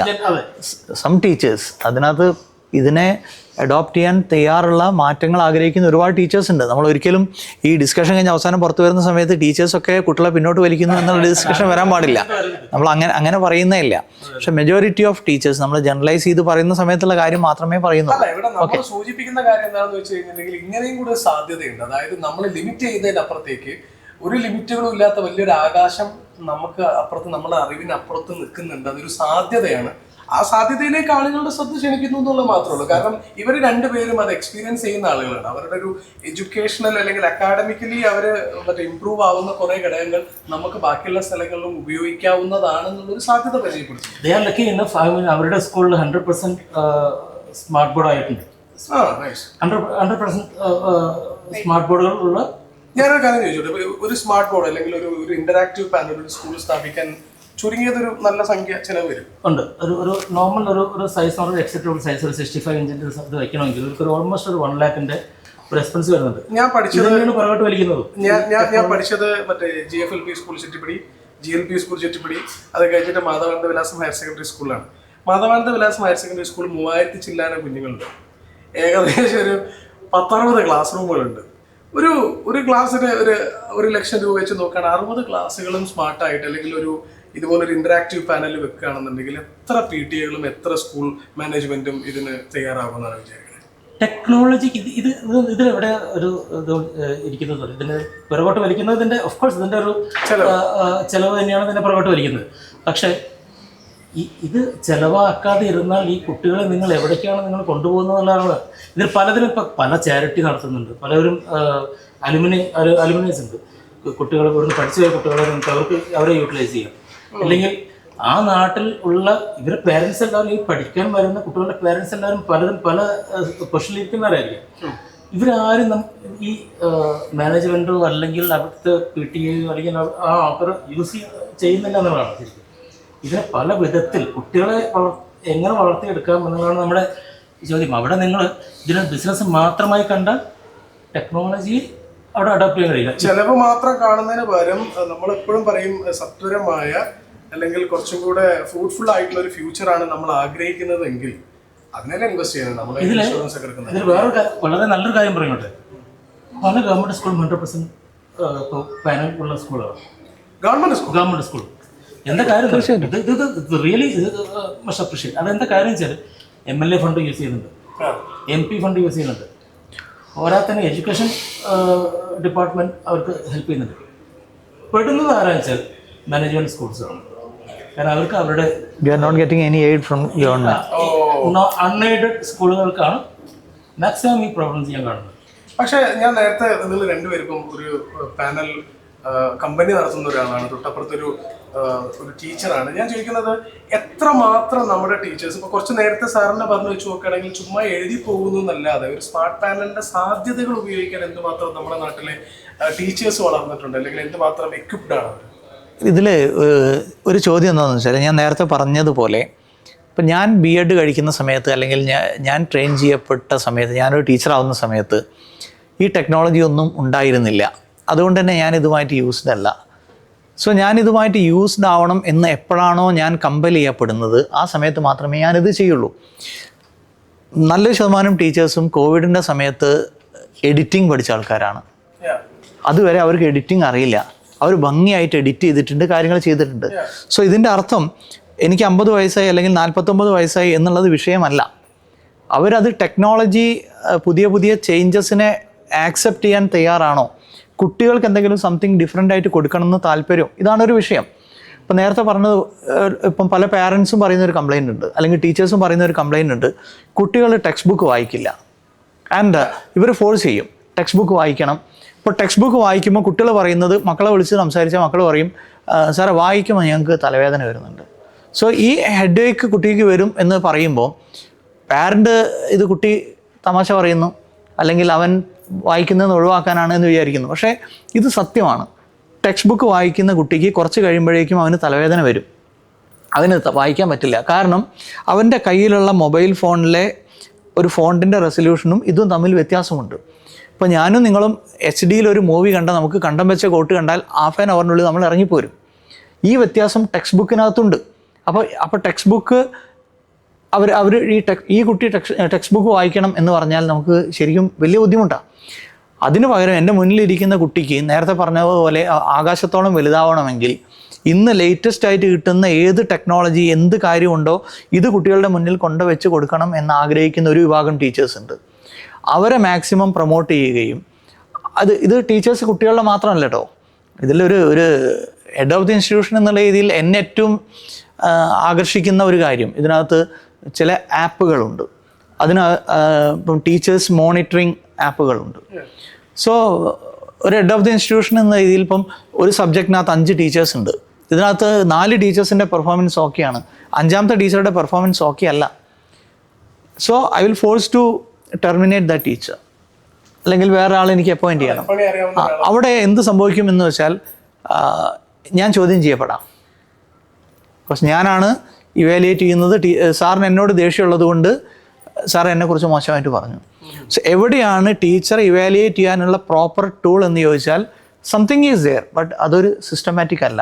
പക്ഷേ ഇങ്ങനെ നമ്മളൊരു ടെക്നോളജി യൂസ് ചെയ്യുന്ന സമയത്ത് എൻ്റെ സ്കൂളിലെ ഓരോ ടീച്ചറുടെയും പെർഫോമൻസ് അതിനകത്ത് മാർക്ക് ചെയ്തിട്ടുണ്ട്. ഇത് മാനേജ്മെൻറ്റിന് കാണാം, ഈ ടീച്ചർക്ക് കാണാം. സോ 5 ടീച്ചറുണ്ട്. ഈ 5 ടീച്ചറുടെയും സബ്ജക്റ്റ് ആവറേജ്, ഓരോ എക്സാം കഴിയുമ്പോൾ സബ്ജക്റ്റ് ആവറേജ്, അവരുടെ പെർഫോമൻസ്, ഇതൊക്കെ മുകളിലേക്ക് പോകുന്നുണ്ട്. ടീച്ചറുടേത് മാത്രം താഴേക്കാണ്. ശരി കേട്ടോ ടീച്ചറെ എന്ന് പറയുമ്പോൾ അവിടെ എൻ്റെ അസസ്മെൻറ്റ് കറക്റ്റാണ്. ഞാൻ അതെ, ഒരു ബയാസ്ഡ് ആയിട്ടുള്ള ഒരു കാര്യം വരില്ല. ഇത് ടീച്ചർ ഇവാലുവേറ്റ് ചെയ്യാനും ഇതേപോലെ തന്നെ ടീച്ചർക്ക് കുട്ടികളെ ഇവാലുവേറ്റ് ചെയ്യുമ്പോൾ. ഇന്ന് നമ്മുടെ എഡ്യൂക്കേഷൻ സിസ്റ്റത്തിൻ്റെ ഏറ്റവും വലിയ ബുദ്ധിമുട്ട് ഒരു ആവറേജിനെ കണ്ടിട്ടാണ് പഠിപ്പിക്കുന്നത്. അപ്പം ആ സബ്ജക്റ്റിൽ കുറേയും കൂടി അപ്പുറത്തേക്ക് കടന്ന് കാര്യങ്ങൾ അറിയണം എന്ന് താല്പര്യമുള്ള കുട്ടിക്ക് ഒരു 3 hour എക്സാമിനേഷൻ കൊടുത്താൽ ആ കുട്ടി 2.5 hours കൊണ്ട് അത് എഴുതി കഴിയും. അവന് ചാലഞ്ചിങ് ആയിട്ട് ഒരു ക്വസ്റ്റ്യൻ പേപ്പർ കൊടുക്കാനോ അല്ലെങ്കിൽ ഒരു കണ്ടൻറ്റ് കൊടുക്കാനോ ഉള്ള ഒരു സിസ്റ്റം നമുക്കില്ല. അതൊരു ആവറേജിനെ കണ്ട് പഠിപ്പിക്കുന്ന. ഇപ്പോൾ ഇത്തരം കാര്യങ്ങൾ വരുമ്പോൾ ഇങ്ങനെ ടെക്നോളജി ക്ലാസ് റൂമിലേക്ക് വരുന്ന സമയത്ത് ഏറ്റവും നന്നായിട്ട് ബ്രില്യൻ്റ് ആയിട്ട് പഠിക്കുന്ന കുട്ടിക്ക് ആ ലെവലിലും അല്ലാത്ത കുട്ടിക്ക് ആ ലെവലിലും പഠിക്കാനുള്ള ഒരു ചാൻസ് അവിടെ കിട്ടുകയാണ്, സാധ്യതയുണ്ട്. ഈ സാധ്യതയെ ഉപയോഗിക്കുന്നിടത്താണ് ഇതിൻ്റെ ബാക്കിയുള്ള റിസൾട്ട് വരുന്നത്. ഇപ്പം നേരത്തെ പറഞ്ഞതുപോലെ എൻ്റെ സ്കൂൾ എന്താ പറയുക, എൻ്റെ സ്കൂൾ അറിയപ്പെടുന്നത് എന്നിലൂടെയല്ല. എൻ്റെ സ്കൂൾ അറിയപ്പെടുന്നത് എൻ്റെ സ്കൂളിൽ പഠിച്ചു പോയ കുട്ടികൾ എവിടെയൊക്കെ എന്നുള്ളതിൻ്റെ അടിസ്ഥാനത്തിലാണ്. സോ ഈ കുട്ടികളെ ഞാൻ എവിടെ എത്തിക്കണം? എൻ്റെ സ്കൂളിൽ നിന്ന് പഠിച്ച് പുറത്തിറങ്ങി വരുന്ന ആൾക്കാർ എന്നെപ്പോലെയുള്ള ടീച്ചേഴ്സാണ് എന്ന് ഞാൻ പറയുന്നതിനേക്കാളും അഭിമാനമുള്ളത് അവർ ISROയിൽ വർക്ക് ചെയ്യുന്നു, അവിടെ വർക്ക് ചെയ്യുന്നു, ഇവിടെ വർക്ക് ചെയ്യുന്നു, അവർ സ്വന്തമായിട്ട് ആപ്പുകൾ ഉണ്ടാക്കുന്നു എന്ന് പറയണം എന്നുണ്ടെങ്കിൽ. സാറ് കോട്ട് ചെയ്ത് പറഞ്ഞതുപോലെ ഓഷോയുടെ സാധനം, അതായത് ഒരു ടീച്ചറോളം ചുരുക്കാതെ അവർക്ക് പുറത്ത് വലിയൊരു ആകാശം ഉണ്ടെന്ന് അവരെ പറയിപ്പിക്കാനും പഠിപ്പിക്കാനും പറ്റുന്നിടത്താണ് ഒരു ടീച്ചർ വ്യത്യസ്തമാണ്. അത് ഞാനൊരു ചെടി വെച്ചിട്ട് ഈ ചെടിക്ക് പ്രോപ്പറായിട്ട് വളവും വെള്ളവും ഇട്ട് കൊടുക്കാതെ, ടെക്നോളജിയെക്കുറിച്ചിട്ടോ മറ്റു കാര്യങ്ങളെക്കുറിച്ചിട്ടോ പഠിപ്പിക്കാതെ ഞാൻ ഇതിനകത്ത് ഒരുപാട് വലിയ ഫലങ്ങൾ കിട്ടണം എന്ന് ഞാൻ പ്രതീക്ഷിക്കുന്നത് വിഡ്ഢിത്തരമാണ്. ഇതിൽ സൊസൈറ്റിയുടെ വലിയൊരു പങ്ക് ഞാൻ പറയാം. ഞാനിത് പറയുമ്പോൾ ഞാൻ ഇൻറ്റർപ്റ്റ് ചെയ്തതാണ്. നമ്മളിപ്പോൾ ഇന്ന് പലരും മീറ്റിങ്ങുകളിലൊക്കെ പറയുന്നുണ്ട് സ്ക്രീൻ ടൈം വലിയൊരു ഇഷ്യൂ ആണ് അല്ലേ. മൊബൈൽ യൂസ് ചെയ്യാൻ പാടില്ല, കുട്ടികൾക്ക് മൊബൈൽ കൊടുക്കില്ല, തരില്ല എന്ന് പറയാം. ഇത് വീടുകളിൽ പേരൻസ് കേൾക്കുന്നുണ്ടാവും അല്ലേ. നിങ്ങൾ എല്ലാവർക്കും, ഞാനും ഒരു പേരൻ്റാണ്. ഞാൻ എൻ്റെ വീടുകളിലും ഒരു സെർട്ടൺ ടൈം കഴിഞ്ഞാൽ എന്താണ് ചെയ്യുന്നതെന്ന് ഞാൻ മോളോട് ചോദിക്കാൻ കഴിയും. ഇത് നമ്മൾ കുട്ടികളെ നോ നോ നോ ചെയ്യരുത് എന്ന് പറഞ്ഞിട്ടാണ് ഇതെല്ലാം പഠിപ്പിക്കുന്നത്. തുടക്കം മുതലേ അവരെ നോ പറഞ്ഞിട്ടാണ് നമ്മൾ കൊണ്ടുവരുന്നത്. യെസ് എന്ന് പറഞ്ഞിട്ടുള്ള ഒരു കാര്യമില്ല. നീ ചാടിക്കോ, നീ മഴ കൊണ്ടോ, അല്ലെങ്കിൽ നീ ആ മൊബൈൽ ഉപയോഗിക്കുക എന്ന് പറഞ്ഞിട്ട് ഒരാളും കൊടുക്കുന്നില്ല. അതൊക്കെ നമ്മൾ സ്വപ്നം കണ്ടെങ്കിൽ ശരി മാത്രമാണ്. ഈ നോ എന്ന് പറയുന്നൊരു കാലം കഴിഞ്ഞുപോയി. ഇനി നോ പറഞ്ഞിട്ടും കാര്യമില്ല. കാരണം കുട്ടികളുടെ കയ്യിലാണ് ലോകം എന്നുള്ളത്. ഞാൻ പണ്ട് കാലത്ത് ഇപ്പം എത്ര വലിയ വലിയ ഇന്റർനാഷണൽ സ്കൂളിൽ മാത്രമാണ് ഈ നാസയിലേക്ക് ഒരു ടൂർ പോയിട്ട് നാസ കാണിച്ചു കൊടുക്കുന്ന ഒരു സ്കൂളുണ്ടാവും. ഇന്ന് അതിൻ്റെ ആവശ്യമില്ല. ഇന്ന് നാസ നിങ്ങളുടെ മുമ്പിലാണ്, നിങ്ങളുടെ കയ്യിലാണ് നാസ. ഇതാണ് നിങ്ങൾ നോ പറയുന്നത് കുട്ടികൾക്ക്. പക്ഷെ പ്രോപ്പർ ഗൈഡൻസ് ആണ് ആവശ്യം. Proper guidance. ഇതിൽ ഇതിൻ്റെ ഒരു ബാരിയറായിട്ട് നിൽക്കുന്ന ഒരു കാര്യമുള്ളത്, ടീച്ചേഴ്സിൻ്റെ ഒരു തോന്നലുള്ളത് ഇത്തരം ടെക്നോളജി കടന്നു വരുന്നതോടുകൂടി ടീച്ചറുടെ സ്ഥാനം ഇല്ലാതെയായി പോവുമോ എന്നുള്ളൊരു തോന്നലുണ്ട്. സത്യത്തിൽ ടീച്ചറുടെ സ്ഥാനം ഇല്ലാതെയാവുന്നല്ല. ഇപ്പോൾ ടീച്ചർക്ക് എന്താ റോള് എന്നുള്ളൊരു കാര്യമുണ്ട്. കുട്ടിക്ക് വരുമ്പോൾ ടീച്ചറുടെ 10 ഇരട്ടി ഇൻഫർമേഷൻ കിട്ടുന്നു. അപ്പോൾ അവിടെ ടീച്ചറുടെ റോൾ ഇല്ലാതെയായി പോകുമോ എന്നുള്ള അകാരണമായ ഒരു ഭയമുണ്ട്. സത്യത്തിൽ നമ്മൾ പറയും ഏത് ടെക്നോളജി യൂസ് ചെയ്യുന്ന സമയത്തും അതൊരു ബ്രെയിൻലെസ് സാധനമാണ്. ഇതിന് ബ്രെയിൻ കൊടുത്ത് പ്രോപ്പറായിട്ട് എന്താണ് നീ സെർച്ച് ചെയ്യേണ്ടത്, എങ്ങനെയാണ് സെർച്ച് ചെയ്യേണ്ടത് എന്ന് പഠിപ്പിക്കുന്നത് ഒരു ടീച്ചറാണ് അല്ലേ. വിത്തൗട്ട് ടീച്ചർ ഈ പറയുന്ന കാര്യങ്ങളൊന്നും നടക്കാൻ പോകുന്നില്ല. ഒരുപാട് വഴികളിലേക്ക് ചിലപ്പോൾ ചിതറിപ്പോവാം. യെസ്, അതെ. നമ്മളെ ഡയറക്റ്റ് ചെയ്യാൻ അവിടെ ഒരാളുണ്ടെങ്കിൽ അല്ലേ. What do you think about? ഒരിക്കലും ഒരു ഹ്യൂമൻ ഫീലിംഗ്സ്, ഹ്യൂമൻ ടച്ച് അതിനൊക്കെ റീപ്ലേസ് ചെയ്യാൻ ഒരിക്കലും ഒരു മെഷീൻ പറ്റില്ല. AI is definitely for assisting us, not to replace, and it should never replace us.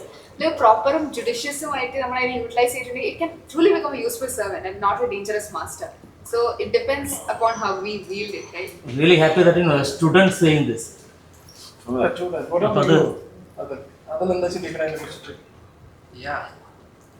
നമ്മളിപ്പം ടീച്ചേഴ്സിന്റെ കാര്യമാണ് ഇപ്പൊ പറഞ്ഞു വന്നത്. അതിൽ മിഡ് ജേണി യൂസ് ചെയ്തിട്ട് വീഡിയോ ഉണ്ടാക്കാൻ ആഗ്രഹിക്കുന്ന ഒരാളാണ് അല്ലേ. സോ എങ്ങനെയൊക്കെയാണ് ആ ഒരു ഞാൻ ഓഫ് കോഴ്സ് ജനറേറ്റീവ് AI ആണ് കൂടുതൽ ഉപയോഗിക്കുക. അപ്പോൾ ഞാൻ ഉപയോഗിക്കുന്ന ഒരു രീതി എന്ന് വെച്ചാൽ AI ഒരിക്കലും നമ്മളൊരു അതോറിറ്റി ആയിട്ട് റിലൈ ചെയ്യാതെ ഒരു ഹെൽപ്പറായിട്ടോ അല്ലെങ്കിൽ നമുക്ക് ആ ഹെൽപ്പറിനെ നമ്മൾ ഡൗട്ട് ചെയ്യണം. അതായത് AI-ന്റെ ഒരു കുഴപ്പമെന്ന് പറഞ്ഞാൽ മിക്കവാറും സമയങ്ങളിൽ അതിന് ഹെലൂസിനേറ്റ് ചെയ്യാനോ അല്ലെങ്കിൽ നമുക്ക് എന്താ വേണ്ടേ അതിനെ വാലിഡേറ്റ് ചെയ്യുന്നുണ്ട്. അതായത് ഇപ്പോൾ ഞാൻ ഒരു കാര്യം എനിക്കത് വേണം, എനിക്കിതാണ് ഇഷ്ടം, AI വിൽ ചെയ്ത് ദാറ്റ് ഇസ് ട്രൂ, അതങ്ങനെ. പക്ഷെ വേറൊരു ചാറ്റ് ഓപ്പൺ ആക്കിയിട്ട് നമ്മൾ ഇതിൻ്റെ നേരെ ഓപ്പോസിറ്റ് സാധനം ചോദിച്ചിട്ട് എനിക്കിത് ഇഷ്ടമാണ് എന്ന് പറഞ്ഞാലും AI പറയും യെസ് അത് നല്ലതാണ്. അത് നമ്മളെ വാലിഡേറ്റ് ചെയ്യാൻ നോക്കും. ഇതൊരു സൈക്കോ ഫാൻസി അങ്ങനെ എന്താണ് അതിന്റെ ടേം തോന്നുന്നു. അതുണ്ട്. പിന്നെ ഹെലൂസിനേഷൻ ഉണ്ട്. അപ്പൊ നമുക്കൊരിക്കലും AI പറയുന്നതെല്ലാം ശരിയാണെന്നോ അല്ലെങ്കിൽ എല്ലാം തെറ്റാണെന്നും പറയാൻ പറ്റില്ല. അപ്പൊ നമുക്ക് AI-നോട് ഒരു കൊളാബറേറ്റർ ആയിട്ടോ അല്ലെങ്കിൽ കോ സ്കെപ്റ്റിക് ആയിട്ടോ യൂസ് ചെയ്യുമ്പോൾ it will be more productive. And അത് മാത്രമല്ല, നമുക്കിപ്പം ജനറേറ്റീവ് AI കിട്ടുന്നുണ്ട്. അപ്പം നമ്മൾ ഈ AI-നെ ഒരു റെസ്പോൺസിബിൾ യൂസേജാണ് വേണ്ടത്. ഇത് ഞാൻ ഒന്നുകൂടെ ഞാനൊന്ന് ഷേപ്പ് ചെയ്ത് പറയാം. AI എന്ന് പറഞ്ഞാൽ ഒരു കുട്ടിയെ നമ്മൾ വളർത്തിക്കൊണ്ടുവരുന്ന പോലെയാണ് എല്ലാ AI. നമ്മൾ അതിനകത്ത് എങ്ങനെ ട്രെയിൻ ചെയ്യുന്നു എന്ന് പോലെ ഇരിക്കും. നമ്മൾ ടെക്നോളജി എല്ലാം അങ്ങനത്താണ്. അത് AI കുറച്ചും കൂടെ അഡ്വാൻസ് ആയതുകൊണ്ട് നമ്മൾ എന്താണോ AI ടെക്നോളജി നമ്മൾ ട്രെയിൻ ചെയ്യുന്നത് അതാണ് AI നമുക്ക് തരുന്നത്. പലരുടെയും ഇൻഫർമേഷൻ ഗ്യാദർ ചെയ്തൊരു ഡാറ്റാബേസിൽ നിന്ന് എടുത്ത് നിങ്ങൾക്ക് അതിലെ ബെസ്റ്റ് നിങ്ങൾക്ക് എടുത്തു തരുന്നു. നിങ്ങൾ എന്ത് പ്രോംപ്റ്റ് കൊടുക്കുന്നു അതനുസരിച്ചുള്ളൊരു എന്താണോ മാച്ച് ചെയ്യുന്നത് ആ ഇൻഫർമേഷൻ നിങ്ങൾ എടുത്ത് മുമ്പിലിട്ട് തരുന്നു. പലരുടെയും എക്സ്പേർട്സിൻ്റെ എന്ന് പറഞ്ഞാൽ പല എക്സ്പേർട്സിൻ്റെ ഡാറ്റയാണ് നിങ്ങൾക്ക് വിത്തിൻ സെക്കൻഡ്സിൽ നിങ്ങൾക്ക് കിട്ടുന്നത്. ഇത് ഞാനിപ്പോൾ പഠിപ്പിക്കാൻ നമ്മൾ LMS സിസ്റ്റം ഉപയോഗിക്കുന്നത് ഈ AI നിങ്ങൾക്ക് ഈ വിത്തിൻ സിലബസ് എന്ന് പറഞ്ഞാൽ ഒരു 8ാം ക്ലാസ്സിൽ പഠിക്കുന്നവർ ചോദിക്കുന്ന ഒരു കുട്ടി ഹാർട്ടിനെ പറ്റി ചോദിക്കുന്ന ഒരു കുട്ടിക്ക് MBBS പഠിപ്പിക്കുന്ന ആ ഒരു ഉത്തരം കൊടുത്തിട്ട് കാര്യമില്ല. അവർക്ക് അതിൻ്റെ ആവശ്യമില്ല. ഹാർട്ടിനെ പറ്റി ഒരാൾ ഒരു ഡൗട്ട് ചോദിക്കുകയാണ്. ആ കുട്ടി ഹാർട്ടിൻ്റെ കംപ്ലീറ്റ് ഒരു മെഡിക്കൽ ഹിസ്റ്ററിയോ അല്ലെങ്കിൽ മെഡിക്കൽ ഒരു ടേംസ് ഒന്നും കുട്ടിക്ക് പറഞ്ഞു കൊടുക്കേണ്ട കാര്യമില്ല. എന്താണ് കുട്ടിക്ക് ആവശ്യം അതാണ് ട്രെയിൻ ചെയ്യുന്നത്. ഒരു AI-നെ നമ്മൾ ട്രെയിൻ ചെയ്യുന്നത്, LMS-നെ നമ്മൾ ട്രെയിൻ ചെയ്യുന്നത് അതാണ്. അത്രയും കൺട്രോൾഡ് ആയിട്ടുള്ളൊരു എൻവയോൺമെൻറ്റിൽ ഒരു AI യൂട്ടിലൈസ് ചെയ്ത് വരുന്ന അങ്ങനത്തെ കുറേ സോഫ്റ്റ്വെയർ ഉണ്ട്. ഈ AI ഏജൻറ്റിനെ നമ്മൾ ക്രിയേറ്റ് ചെയ്യുന്നതാണ്. അതാണ് ഇപ്പോൾ പല LMS-ഉം യൂസ് ചെയ്യുന്നത്. സ്കൂളിൽ പഠിപ്പിക്കുന്ന ഇത്തരം ഒരുപാട് പ്ലാറ്റ്ഫോമുകളെ നമുക്ക് എങ്ങനെയാണ് ഏറ്റവും ഗുണപരമായിട്ട് ഏറ്റവും യൂസ്ഫുൾ ആയിട്ട് നമുക്ക് മാറ്റാൻ വേണ്ടി പറ്റുക എന്നുള്ളത് ടീച്ചറിന്റെ ആവശ്യം അത്യാവശ്യമാണ് അല്ലേ? തീർച്ചയായിട്ടും ടീച്ചറാണത്. ഇപ്പോൾ നമ്മൾ ഇതിനകത്ത് സാധാരണ റൺ ആൻഡ് മാർട്ടിൻ എന്ന് പറയുന്ന ഒരു ഗ്രാമർ ബുക്കുണ്ട്. ആ ഗ്രാമർ ബുക്ക് എന്ന് പറഞ്ഞാൽ ഗ്രാമറിൻ്റെ ഒരു വലിയൊരു ഓഷനാണ് സാധനം. ഇത് 9th ഒരു കുട്ടിക്ക് ബുക്ക് എനിക്ക് തോന്നുന്നു 9th കുട്ടിക്ക് ഈ സാധനം കൊണ്ടു കൊടുക്കും. ഇതിനകത്ത് 9th കുട്ടിക്ക് വേണ്ടത് ഇതിൻ്റെ 5 പേജേ ഉള്ളൂ. അപ്പം ഈ 5 പേജാണ് നീ പഠിക്കേണ്ടത് എന്ന് ആ കുട്ടിയോട് പറഞ്ഞു കൊടുക്കുന്നത് ആ ടീച്ചറാണ്. ഇത് മൊത്തം അതല്ലെങ്കിൽ ഇത് പറഞ്ഞു കൊടുക്കാൻ ആളില്ല എന്നുണ്ടെങ്കിൽ ഈ 5 പേജിന് പകരം ഈ 500 പേജ് കുട്ടി പഠിക്കണം. സെയിം കാര്യമാണ് ഇവിടെയും വരുന്നത്. ടെക്നോളജി അതൊരു വലിയൊരു ഓഷൻ പോലെ പരന്ന് കിടക്കുന്നൊരു സാധനമാണ്. അതിൽ എന്ത് യൂസ് ചെയ്യണം, എങ്ങനെ യൂസ് ചെയ്യണം, എപ്പോൾ യൂസ് ചെയ്യണം എന്നുള്ളതിനെക്കുറിച്ച് പറയണമെങ്കിൽ നിർബന്ധമായിട്ട് ഒരു ടീച്ചറുടെ ആവശ്യമുണ്ട്. ഞാൻ സ്കൂളിൽ പഠിക്കുന്ന സമയത്ത് നമ്മൾ ഒരുപാട് ടീച്ചേഴ്സ് പഠിപ്പിച്ചിട്ടുണ്ട്. പക്ഷേ ഒരു 10th വരെയുള്ള സ്കൂളിങ്ങിൻ്റെ ഇടയിൽ, +2 വരെയുള്ള സ്കൂളിങ്ങിൻ്റെ ഇടയിൽ നമുക്കിപ്പോഴും ഓർമ്മയിലിരിക്കുന്ന കാര്യം എന്താണെന്ന് ചോദിച്ചു കഴിഞ്ഞാൽ, എനിക്ക് 10ാം ക്ലാസ്സിൽ സുരേന്ദ്ര മാഷ് പഠിപ്പിച്ചെന്നൊരു പദ്യം മാത്രമേ ഉള്ളൂ. ഇന്നിത്രോണ പൂസ് ചപ്പറിസായിട്ട് അരയൊക്കെ ഒരു മാമൂലി ചോപ്പടമേ ഹിയമാരാ ദേശീയവസ്ഥായി. വേറൊരു പാട്ടുണ്ട്, അരയെ നിർച്ച ബൻക്കെ നൽമൻ നിർച്ച സേകാന്ത് കാന്ത് പ്രാഗണസ എന്ന് പറഞ്ഞിട്ട് പുള്ളി പഠിപ്പിച്ച ഒരു പദ്യം. എന്തുകൊണ്ടാണ് ചിരിക്കുന്നത് കണ്ടത്? ഇത് വയനാട്ടിലെ ഭാഷയാണോ? ഹിന്ദിയാണോ? സുരേന്ദ്ര മാഷ് ഹിന്ദിയായിരുന്നു. അതായത് സാധാരണഗതിയിൽ ഒരു പോം നമുക്ക് പഠിപ്പിച്ചില്ല എങ്ങനെയാണെന്ന് വെച്ചാൽ, സാറ് ഒരു പുസ്തകം കൊടുക്കും, പുസ്തകത്തിൽ ഇന്ന് കവിതയാണ്, ഈ കവിത ഹരിവംശ് റായ് ബച്ചൻ സെ ലിഖ എന്നിട്ട് പറയും, ഇന്നീ തൃണഫൂസ് ചപ്പർ സേഠ രേഖ ഡോല് മാമലു ചോപ്പടമേ ഹി ഹമാര ദേശവസ്ഥായ. അനോട്ടേഷൻ പറയും, കുറച്ച് അതിൻ്റെ ഫ്രേസസ് നമുക്ക് അറിയാത്ത സാധനങ്ങൾ പറയും, അങ്ങ് പോകും. പക്ഷെ എൻ്റെ മനസ്സിൽ അത് ഇപ്പോഴും നിൽക്കുന്നത്, സാർ എന്താ ചെയ്തെന്നറിയോ? ഞങ്ങൾ SSAയുടെ ഫസ്റ്റ് ബാച്ചാണ്, പ്രായം കുറേ ഉണ്ട്, നോക്കരുത്. പുള്ളി എന്താ ചെയ്യാന്ന് വെച്ച് കഴിഞ്ഞാൽ, അന്ന് ക്ലാസ് റൂമുകളിൽ ഫാനോ ലൈറ്റോ ഒന്നുമില്ല. പുള്ളി ബാറ്ററിക്ക് മറ്റേ ഇതാവുന്ന സാധനം, വലിയ കട്ട ബാറ്ററി ഉണ്ട്, അതൊക്കെ ഇട്ട് ഒരു കാസറ്റ് കൊണ്ടുവന്നിട്ട് ഓഡിയോ കാസറ്റ് പ്ലെയറിൽ ഇട്ടിട്ട് നമുക്ക് കേൾപ്പിച്ചെന്ന പാട്ടാണ്. അന്ന് ആ പാട്ട് റിവൈൻഡ് ചെയ്ത് നമ്മളിങ്ങനെ കേട്ടതുകൊണ്ടും വേറൊരു രീതിയിൽ മ്യൂസിക് എന്തും ചെയ്ത് അവതരിപ്പിച്ചുകൊണ്ടും മാത്രമാണ് എനിക്കിന്നത് ഓർമ്മയില്ല. ഞാൻ എല്ലാ സ്കൂളുകളുടെയും എല്ലാ എഡ്യൂക്കേഷൻ സിസ്റ്റത്തിന്റെയും ബേസിക് ആയിട്ടുള്ള ധർമ്മം പഠനം കുറച്ചും കൂടെ രസകരമാക്കാനുള്ള. DPP വന്നത് പഠനം രസകരമാക്കാനാണ്, SSA വന്നത് പഠനം രസകരമാക്കാനാണ്. ഞാൻ ചോദിക്കുന്നത് ഒരു ഇന്ററാക്റ്റീവ് പാനൽ അല്ലെങ്കിൽ ഒരു സ്മാർട്ട് ബോർഡ് നിങ്ങൾ രണ്ടുപേരും അത് അനുഭവിച്ചിട്ടുള്ള ആൾക്കാർ എന്തുമാത്രം നിങ്ങളുടെ എഡ്യൂക്കേഷനെ രസകരമാക്കുന്നുണ്ട് അല്ലെങ്കിൽ അക്കാഡമിക്സ് രസകരമാക്കും? ഓക്കെ, സോ ഫസ്റ്റ് എന്താ വിചാരിക്കുക വെച്ചാൽ നമ്മൾ വീട്ടിൽ പോയിട്ട് ടെക്സ്റ്റ് ബുക്ക് വായിക്കുന്ന സമയത്ത് ഓരോ ലൈൻ വായിക്കുന്ന സമയത്ത് നമുക്ക് ക്ലാസ്സിലെടുത്ത കാര്യങ്ങൾ ചിലപ്പോൾ ടീച്ചർ പറഞ്ഞാൽ നമ്മൾ മറന്നു പോവാം. പക്ഷേ ഇതൊരു പേഴ്സണലൈസ്ഡ് ഒരു വീഡിയോ ലെക്ചറിലൂടെയോ അതൊരു 3D ഫോമാറ്റിൽ കാണിക്കുന്ന സമയത്ത് നമുക്കത് കുറച്ചും കൂടെ ആ ലൈൻ വായിക്കുമ്പോൾ നമുക്ക് മനസ്സിലാവുക, ആക്ച്വലി അത് കറക്റ്റ് ക്ലിക്ക് ആവുക. അതാണ് എനിക്ക് ഏറ്റവും നല്ല ഇമ്പോർട്ടൻ്റ് ആയിട്ട് തോന്നിയിട്ടുള്ളത്. പിന്നെ പറഞ്ഞ പോലെ തന്നെ നമുക്ക് ഒരിക്കലും ബോറടിക്കില്ല. എല്ലാവർക്കും ഇപ്പോൾ ടീച്ചറിന് എന്തെങ്കിലും അറ്റൻഷൻ സ്പാൻ കൂടും. അതുപോലെ അടുത്ത എന്തായിരിക്കും കാണിക്കുക, ക്യൂരിയോസിറ്റി ഉണ്ടാവും. Like we are looking in side. ഞാൻ ഒരു ബയോളജി സ്റ്റുഡൻ്റ് ആയതുകൊണ്ട് തന്നെ ഞങ്ങളെ മിസ്സ് ഇപ്പോൾ ഡിസീസസിനെ പറ്റി പഠിപ്പിക്കുക വെച്ചാൽ എല്ലാ ദിവസവും ഈ പാനലിൽ മിസ്സിന് ഓൾറെഡി ഒരു കണ്ടന്റ് ഉണ്ടാവും. എന്നിട്ട് മിസ് ആ പാനലിലോട്ട് അത് ഷിഫ്റ്റ് ചെയ്തിട്ട് ലൈക്ക് സ്ക്രീൻ മിററിങ് ചെയ്തിട്ട് ഞങ്ങൾക്ക് എല്ലാ സാധനങ്ങളും കാണിച്ചാണ് പഠിപ്പിച്ചിരുന്നത്. സോ ഇറ്റ് സ്റ്റക്സ് ഇൻ ആ mind. That's one of the most important thing. പിന്നെ നമ്മുടെ സ്കൂളിൽ നിന്നല്ലാതെ ഞാൻ കുറച്ച് ഔട്ട് ഓഫ് ബോക്സ് പറയുകയാണെങ്കിൽ ഡിസബിലിറ്റീസ് ഉള്ള കുട്ടികൾക്ക് ഇത് നല്ലോണം യൂസ് ആവും. ഇതൊരു എക്സ്ട്രാ എഡ്ജ് ആയിരിക്കും കിട്ടുക. കാരണം അവർക്ക് ചിലപ്പോൾ ഫിസിക്കലി ഇതൊന്നും ചെയ്യാൻ പറ്റില്ല. അതെ, ഡിഫറെൻ്റ്ലി ഏബിൾഡ് ആയിട്ടുള്ള ആൾക്കാർക്ക് ഇത് കുറച്ചും കൂടെ എഫക്റ്റ് ആവും, കുറച്ചും കൂടെ എക്സ്ട്രാ എഡ്ജ് കിട്ടുന്നുണ്ടാവും. അതിപ്പോൾ ഡിഫറെൻ്റ്ലി ഏബിൾഡ് ആയിട്ടുള്ള ആൾക്കാർക്ക് ഇക്വിറ്റി കൊടുക്കുന്ന കാര്യമാണ്. എങ്കിലും ഈ AI പോലുള്ള മറ്റ് ടെക്നോളജീസും വരും. അപ്പോൾ ഇവിടെ നേരത്തെ നമ്മളൊരു കാര്യം ഡിസ്കസ് ചെയ്തല്ലേ, എന്തിനാണ് ഇപ്പോൾ 6 മാസം കഴിയുമ്പോൾ അപ്ഡേറ്റ് ആവുന്ന ഒരു സാധനം നമ്മളിപ്പോൾ ഇത്രയും പൈസ കൊടുത്ത് വാങ്ങി ഇൻസ്റ്റാൾ ചെയ്യുന്നത്? അല്ലേ, ഒരു ടെക്നോളജി ഇപ്പോൾ നമ്മളൊരു പാനൽ കൊണ്ടുവന്ന് വെച്ച് കഴിഞ്ഞിട്ടുണ്ടെങ്കിൽ അടുത്തൊരു 6 മാസത്തിൽ ഇപ്പോൾ നമ്മൾ ChatGPT യൂസ് ചെയ്തിട്ട് 3 മാസം ആകുമ്പോഴത്തേനും അടുത്ത് വന്നു, ക്ലോഡ് വന്നു, ഗ്രൂപ്പ് വന്നു, അങ്ങനെ കുറേ സംഗതികൾ വന്നു. സോ നമ്മൾ എന്തിന് ഇൻവെസ്റ്റ് ചെയ്യണം എന്നുള്ള ചോദ്യം വരും. നമ്മൾ എപ്പോഴും അപ്ഡേറ്റ് ചെയ്തുകൊണ്ടിരിക്കണം എന്നുള്ള ഒരു കാര്യം. അപ്പോൾ അതിനൊരു എക്സാമ്പിൾ പറഞ്ഞാൽ ഇപ്പോൾ ലൈറ്റിൻ്റെ 10% സ്പീഡിൽ ട്രാവൽ ചെയ്യാൻ പറ്റുന്ന ഒരു വെഹിക്കിൾ കണ്ടുപിടിച്ചു. അപ്പോൾ ഇവർ പുറപ്പെട്ടു. ഇവർ പകുതി വഴി എത്തിയപ്പോഴത്തേക്കും ഒരു സ്ഥലം വരെ എത്തണം, വേഗത്തിൽ പോകും, വളരെ ഡിസ്റ്റൻ്റ് ആണ്. ഇവർ പകുതി എത്തിയപ്പോഴത്തേക്കും 50% സ്പീഡിൽ പോകാൻ പറ്റുന്ന ഒരു വെഹിക്കിൾ കണ്ടുപിടിച്ചു. അപ്പോൾ ഇവരെയും കാട്ടി സ്പീഡിൽ പോയി ഫസ്റ്റ് അവിടെ എത്തി. അപ്പം ഈ സിറ്റുവേഷനിൽ നമ്മൾ ചോദിക്കാൻ പറ്റുമോ, എന്തിനാ ഇപ്പോൾ ആ ഫസ്റ്റ് ഉള്ളവരെ വിട്ടതെന്ന്, അവരെ വിടാണ്ട് നിന്നൂടെ എന്ന്? സത്യത്തിൽ ഇവിടെ ഞാനാണോ ചോദ്യം ചോദിക്കുന്നത്, ഇവനാണോ example is very nice, very nice. ഇതാണ് ഇന്നത്തെ കുട്ടികൾ അതാണ്. ഇപ്പം ഞങ്ങളത് ഈ ഒരു LMS സോഫ്റ്റ്വെയർ നമ്മൾ ഡെവലപ്പ് ചെയ്തിരുന്നു. ഞങ്ങൾക്കതിൽ പാനലിൽ ഉണ്ടായിരുന്ന കുറച്ച് എക്സ്പേർട്സ് ഉണ്ട്, എഡ്യൂക്കേഷണൽ എക്സ്പേർട്സ് ഇരുന്നിട്ടാണ് ഈ സോഫ്റ്റ്വെയർ ഡെവലപ്പ് ചെയ്തത്. ആ ചെയ്യുന്ന സമയത്ത് ഇന്നത്തെ എക്സാക്ട്ലി അതാണ് ഞാൻ റിലേറ്റ് ചെയ്യുന്നത്. അന്ന് അവിടെ ഇരുന്ന എക്സ്പേർട്സ് പറഞ്ഞത്, ചോദ്യം ചോദിക്കുന്ന കുട്ടികളാണ് സ്മാർട്ട് കിഡ്സ് എന്ന് പറഞ്ഞിട്ടുള്ളത്. ഇന്നത്തെ കുട്ടികൾ അങ്ങനെയാണ്. പണ്ടത്തെ കുട്ടികൾ ചോദ്യം ചോദിക്കാൻ പേടിക്കും. ഒരു മാസ്റ്റർ നമ്മൾ ചോദ്യം ചെയ്യില്ല. ഇത് ഇന്നത്തെ കുട്ടികൾ അങ്ങനെയുണ്ട്. ഇന്നത്തെ കുട്ടികൾ നമ്മൾ ഈ ചോദ്യത്തിനുള്ള കറക്റ്റ് എക്സാമ്പിൾ ആണ് ഇപ്പം പറഞ്ഞിട്ടുള്ളത്. അപ്പൊ ഇതാണ് ആ ചോദ്യത്തിനുള്ള ഉത്തരം നമുക്ക് അവിടെ പെൻഡിങ് ആണ്. കാരണം ചോദിച്ച ചോദ്യം 6 മാസം കൊണ്ട് മാറുന്ന ഒരു ടെക്നോളജി. നമ്മൾ അന്ന് ഓടി തുടങ്ങിയിട്ടുള്ളത് 600 സ്പീഡുള്ള ഒരു വണ്ടിയിലാണെങ്കിൽ 1200 മറ്റേ സ്പീഡുള്ള വണ്ടി അടുത്ത 2 മാസത്തിനുള്ളിൽ ഇറങ്ങി എന്നുള്ളത് കൊണ്ട് ആദ്യത്തിൽ പോവാതിരിക്കണ്ടല്ലോ എന്നുള്ളതാണ് ചോദ്യം.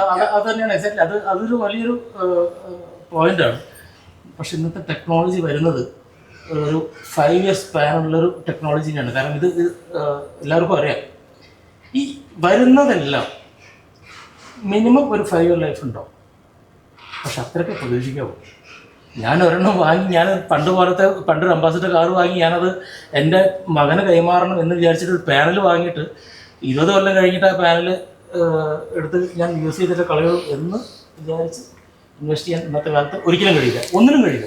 അല്ല, ഞാൻ അതിന് വളരെ സിമ്പിളായിട്ട് എനിക്ക് മനസ്സിലാവുന്ന ഒരു കാര്യം, അടുത്ത് തന്നെ വേറൊന്ന് വരുന്നുണ്ടെന്ന് കരുതി മറ്റൊന്നിൽ കയറാതിരിക്കുന്ന ഒരു മണ്ടത്തരമാണ്. കാര്യം എന്താണെന്ന് വെച്ച് കഴിഞ്ഞിട്ടുണ്ടെങ്കിൽ നമുക്ക് മാറ്റങ്ങൾക്കനുസരിച്ച് നമ്മൾ മാറുമ്പോഴാണ് നമ്മൾ ആ മാറ്റത്തിന്റെ ഭാഗമാവുന്നത്. മാറ്റങ്ങൾക്കനുസരിച്ച് ഓരോന്നുണ്ടാവുമ്പോഴും ഓരോ പുതുമ ഉണ്ടാവുമ്പോഴും പുതുമയുടെ ഭാഗമായിട്ട് നടക്കുന്ന സമയത്ത് മാത്രമേ നമ്മൾ അതിനകത്താവുള്ളൂ, അല്ലെങ്കിൽ നമ്മൾ ഔട്ട്ഡേറ്റഡ് ആയിരുന്നു. ഓരോ ദിവസവും ഒരാൾ അപ്ഡേറ്റഡ് ആവുന്നത് എങ്ങനെയാണെന്ന് വെച്ച് കഴിഞ്ഞാൽ ആ ദിവസത്തിന്റെ മാറ്റങ്ങൾക്കൊപ്പം സഞ്ചരിക്കുമ്പോഴാണ്. ഇന്ന് ഈ ഒരു കാലഘട്ടത്തിന്റെ മാറ്റം ഒരു സ്മാർട്ട് പാനലാണ്. ഒരു പക്ഷെ നാളെ അതില്ലായിരിക്കാം. പക്ഷെ എന്ന് കരുതി നാളെ ഇതിനേക്കാൾ മികച്ചത് വരും എന്ന് കരുതി അന്നേരം കയറാമെന്ന് വിചാരിച്ചാൽ നമ്മൾ അവിടെ ഇരിക്കുകയുള്ളൂ. കാരണം നാളെ നീളെ എന്നുള്ളൊരു ചെറിയ പഴഞ്ചൊല്ല് ഏറ്റവും ബുദ്ധിപൂർവ്വം മലയാളികൾ നേരത്തെ തന്നെ മലയാളികൾക്ക് പറഞ്ഞു വെച്ചിട്ടുണ്ട്. ഇപ്പോൾ ആ മാറ്റത്തിനകത്തേക്ക് കയറുമ്പോഴാണ് നമ്മൾ നേരത്തെ പറഞ്ഞ പോലെ മാറ്റത്തിന്റെ യാത്രയുടെ ഭാഗമാണ്. റൈറ്റ്? ഇൻവെസ്റ്റ്മെന്റ് അതിനുവേണ്ടി ആയിരിക്കണം. അതെ, അതാണ് നാളേക്ക് വേണ്ടിയാണ് ഇന്ന് ഇൻവെസ്റ്റ് ചെയ്യുന്നത്. മാറ്റം വരും എന്ന് നമുക്ക് ഉറപ്പാണ്. പക്ഷെ ഇന്നത്തെ മാറ്റത്തിന്റെ കൂടെ നമുക്ക് സഞ്ചരിക്കാൻ പറ്റുള്ളൂ. ഞങ്ങൾ ഇത്രയും കാലം ഇരുന്നിട്ട് പഴയ ഓൾഡ് സ്കൂൾ ആൾക്കാർ ഇത്രയും പറഞ്ഞ പോലെ ഒറ്റ വാക്കുകൾ നിങ്ങൾക്ക് കൊള്ളാം എന്ന് പറയുന്നത് വളരെ കറക്റ്റാണ്. നേരത്തെ പറഞ്ഞ പോലെ തന്നെ ഇപ്പൊ ഇതിനകത്ത് പുള്ളി ആ പേജ് തരുമോ? ഇത് നല്ല ഭംഗിയായിട്ടൊക്കെ ഇങ്ങനെ എഴുതി വെച്ചുള്ള കാര്യങ്ങൾ. ഇപ്പം ഓരോന്നും പുള്ളിയുടെ ഈ ഒരു പാനൽ എന്തുമാത്രം ആളുകളെ ഹെൽപ്പ് ചെയ്യുന്നു, അല്ലെങ്കിൽ കുട്ടികൾക്ക് എന്തുമാത്രം യൂസ്ഫുൾ ആവുന്നുള്ളതിനെ കുറിച്ചിട്ട് കൃത്യമായിട്ടുള്ള ഒരു സാധനം ഇവിടെ എഴുതിയിട്ടുണ്ട്. Assisted teaching and students guidance എന്ന് പറഞ്ഞിട്ടുണ്ട്. റിയൽ ടൈം പെർഫോമൻസ് ട്രാക്കിംഗ് ഉണ്ട്. വളരെ സിമ്പിളായിട്ട് കുറിച്ച് എടുത്ത് അതിലും ജാമ്യം കൂടെ പറഞ്ഞത് ഒരാൾക്ക്, പ്രത്യേകിച്ചും തന്നെ പോലെ തന്നെയുള്ള ക്ലാസ്സിലുള്ള ഒരു കുട്ടിക്ക് എന്തുമാത്രം ഉപകാരപ്രദമാവും, തങ്ങളെ പോലെ തന്നെ കഴിവുള്ള ചിലപ്പോൾ ഡിഫറൻ്റ്ലി ഏബിൾഡ് ആയിട്ടുള്ള ഒരാൾക്കും എന്തുമാത്രം ഇത് ഉപകാരപ്പെടുന്നുള്ളതിനെ കുറിച്ചിട്ടും കൃത്യമായിട്ട് പറഞ്ഞിട്ടുണ്ട്. മാത്രമല്ല ഇങ്ങനെ ഒരു പാനൽ വരുമ്പോൾ ഈ അക്കാഡമിക്കൽ ട്രാക്കിംഗ് ഉണ്ടാവും. ഈ അക്കാഡമിക്സ് ഒക്കെ അപ്പൊ നമുക്ക് പ്രോഗ്രസ് കാർഡൊക്കെ ഞാനൊക്കെ കള്ളപ്പെട്ടിട്ട് കുറെ ഒപ്പിട്ടുണ്ട്. പക്ഷെ അങ്ങനെയുള്ള പരിപാടികളല്ല അല്ലേ.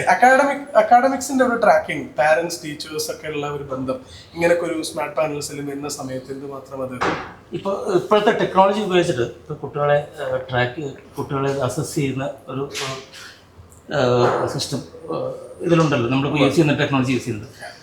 ഇന്നൊരു പാരന്റ് ടീച്ചേഴ്സ് മീറ്റിങ്ങിന് ഇരിക്കുമ്പോൾ ഇന്നത്തെ കാലത്ത് ഞാനിപ്പോൾ വീണ്ടും നമ്മളതൊന്നും കുറച്ച് പറയല്ല, ടെക്നോളജിയെ പറ്റി ഇങ്ങനെ പൊളിറ്റി പറയുമ്പോൾ വേറെ സൈഡിൽ താഴ്ത്തി പറയുന്നത് പറയുന്നത്. പാരന്റ് ടീച്ചേഴ്സ് മീറ്റിങ്ങിന് ഇരിക്കുമ്പോൾ കുറച്ച് നോട്ട് ബുക്കുകളും കുറച്ച് നിങ്ങൾ എഴുതിയിട്ടുള്ളത് ഒരു ആൻസർ ഷീറ്റിൻ്റെ ബലത്തിലുമാണ് ഈ ഒരു ടീച്ചർ ഒരു പാരന്റിന് ഫീഡ്ബാക്ക് കൊടുക്കുന്നത്. അതല്ല ഇവിടെ നടക്കുന്നത്. ഈ ടെക്നോളജി ഉപയോഗിച്ചാൽ ഈ കുട്ടിയുടെ ഒരു വലിയ ട്രാക്ക് അങ്ങനെ തന്നെ കംപ്ലീറ്റ് ഹിസ്റ്ററിയാണ് നമ്മുടെ കയ്യിലിരിക്കുന്നത്. ഒരു ബട്ടൺ അമർത്തി കഴിഞ്ഞാൽ ആ ഹിസ്റ്ററിയാണ് കിട്ടുന്നത്. ഈ കുട്ടിക്കും അത് ഉപകാരപ്പെടും. കുട്ടിക്ക് മനസ്സിലാവും ഞാൻ എക്സാക്ട്ലി എന്താണ് ഞാൻ ലാക്ക് ചെയ്യുന്നത് കുട്ടിക്ക് മനസ്സിലാവും. ഈ ഒരു സോഫ്റ്റ്വെയറിൻ്റെ ഇന്നത്തെ ടെക്നോളജിയുടെ ഗുണം അതാണ്.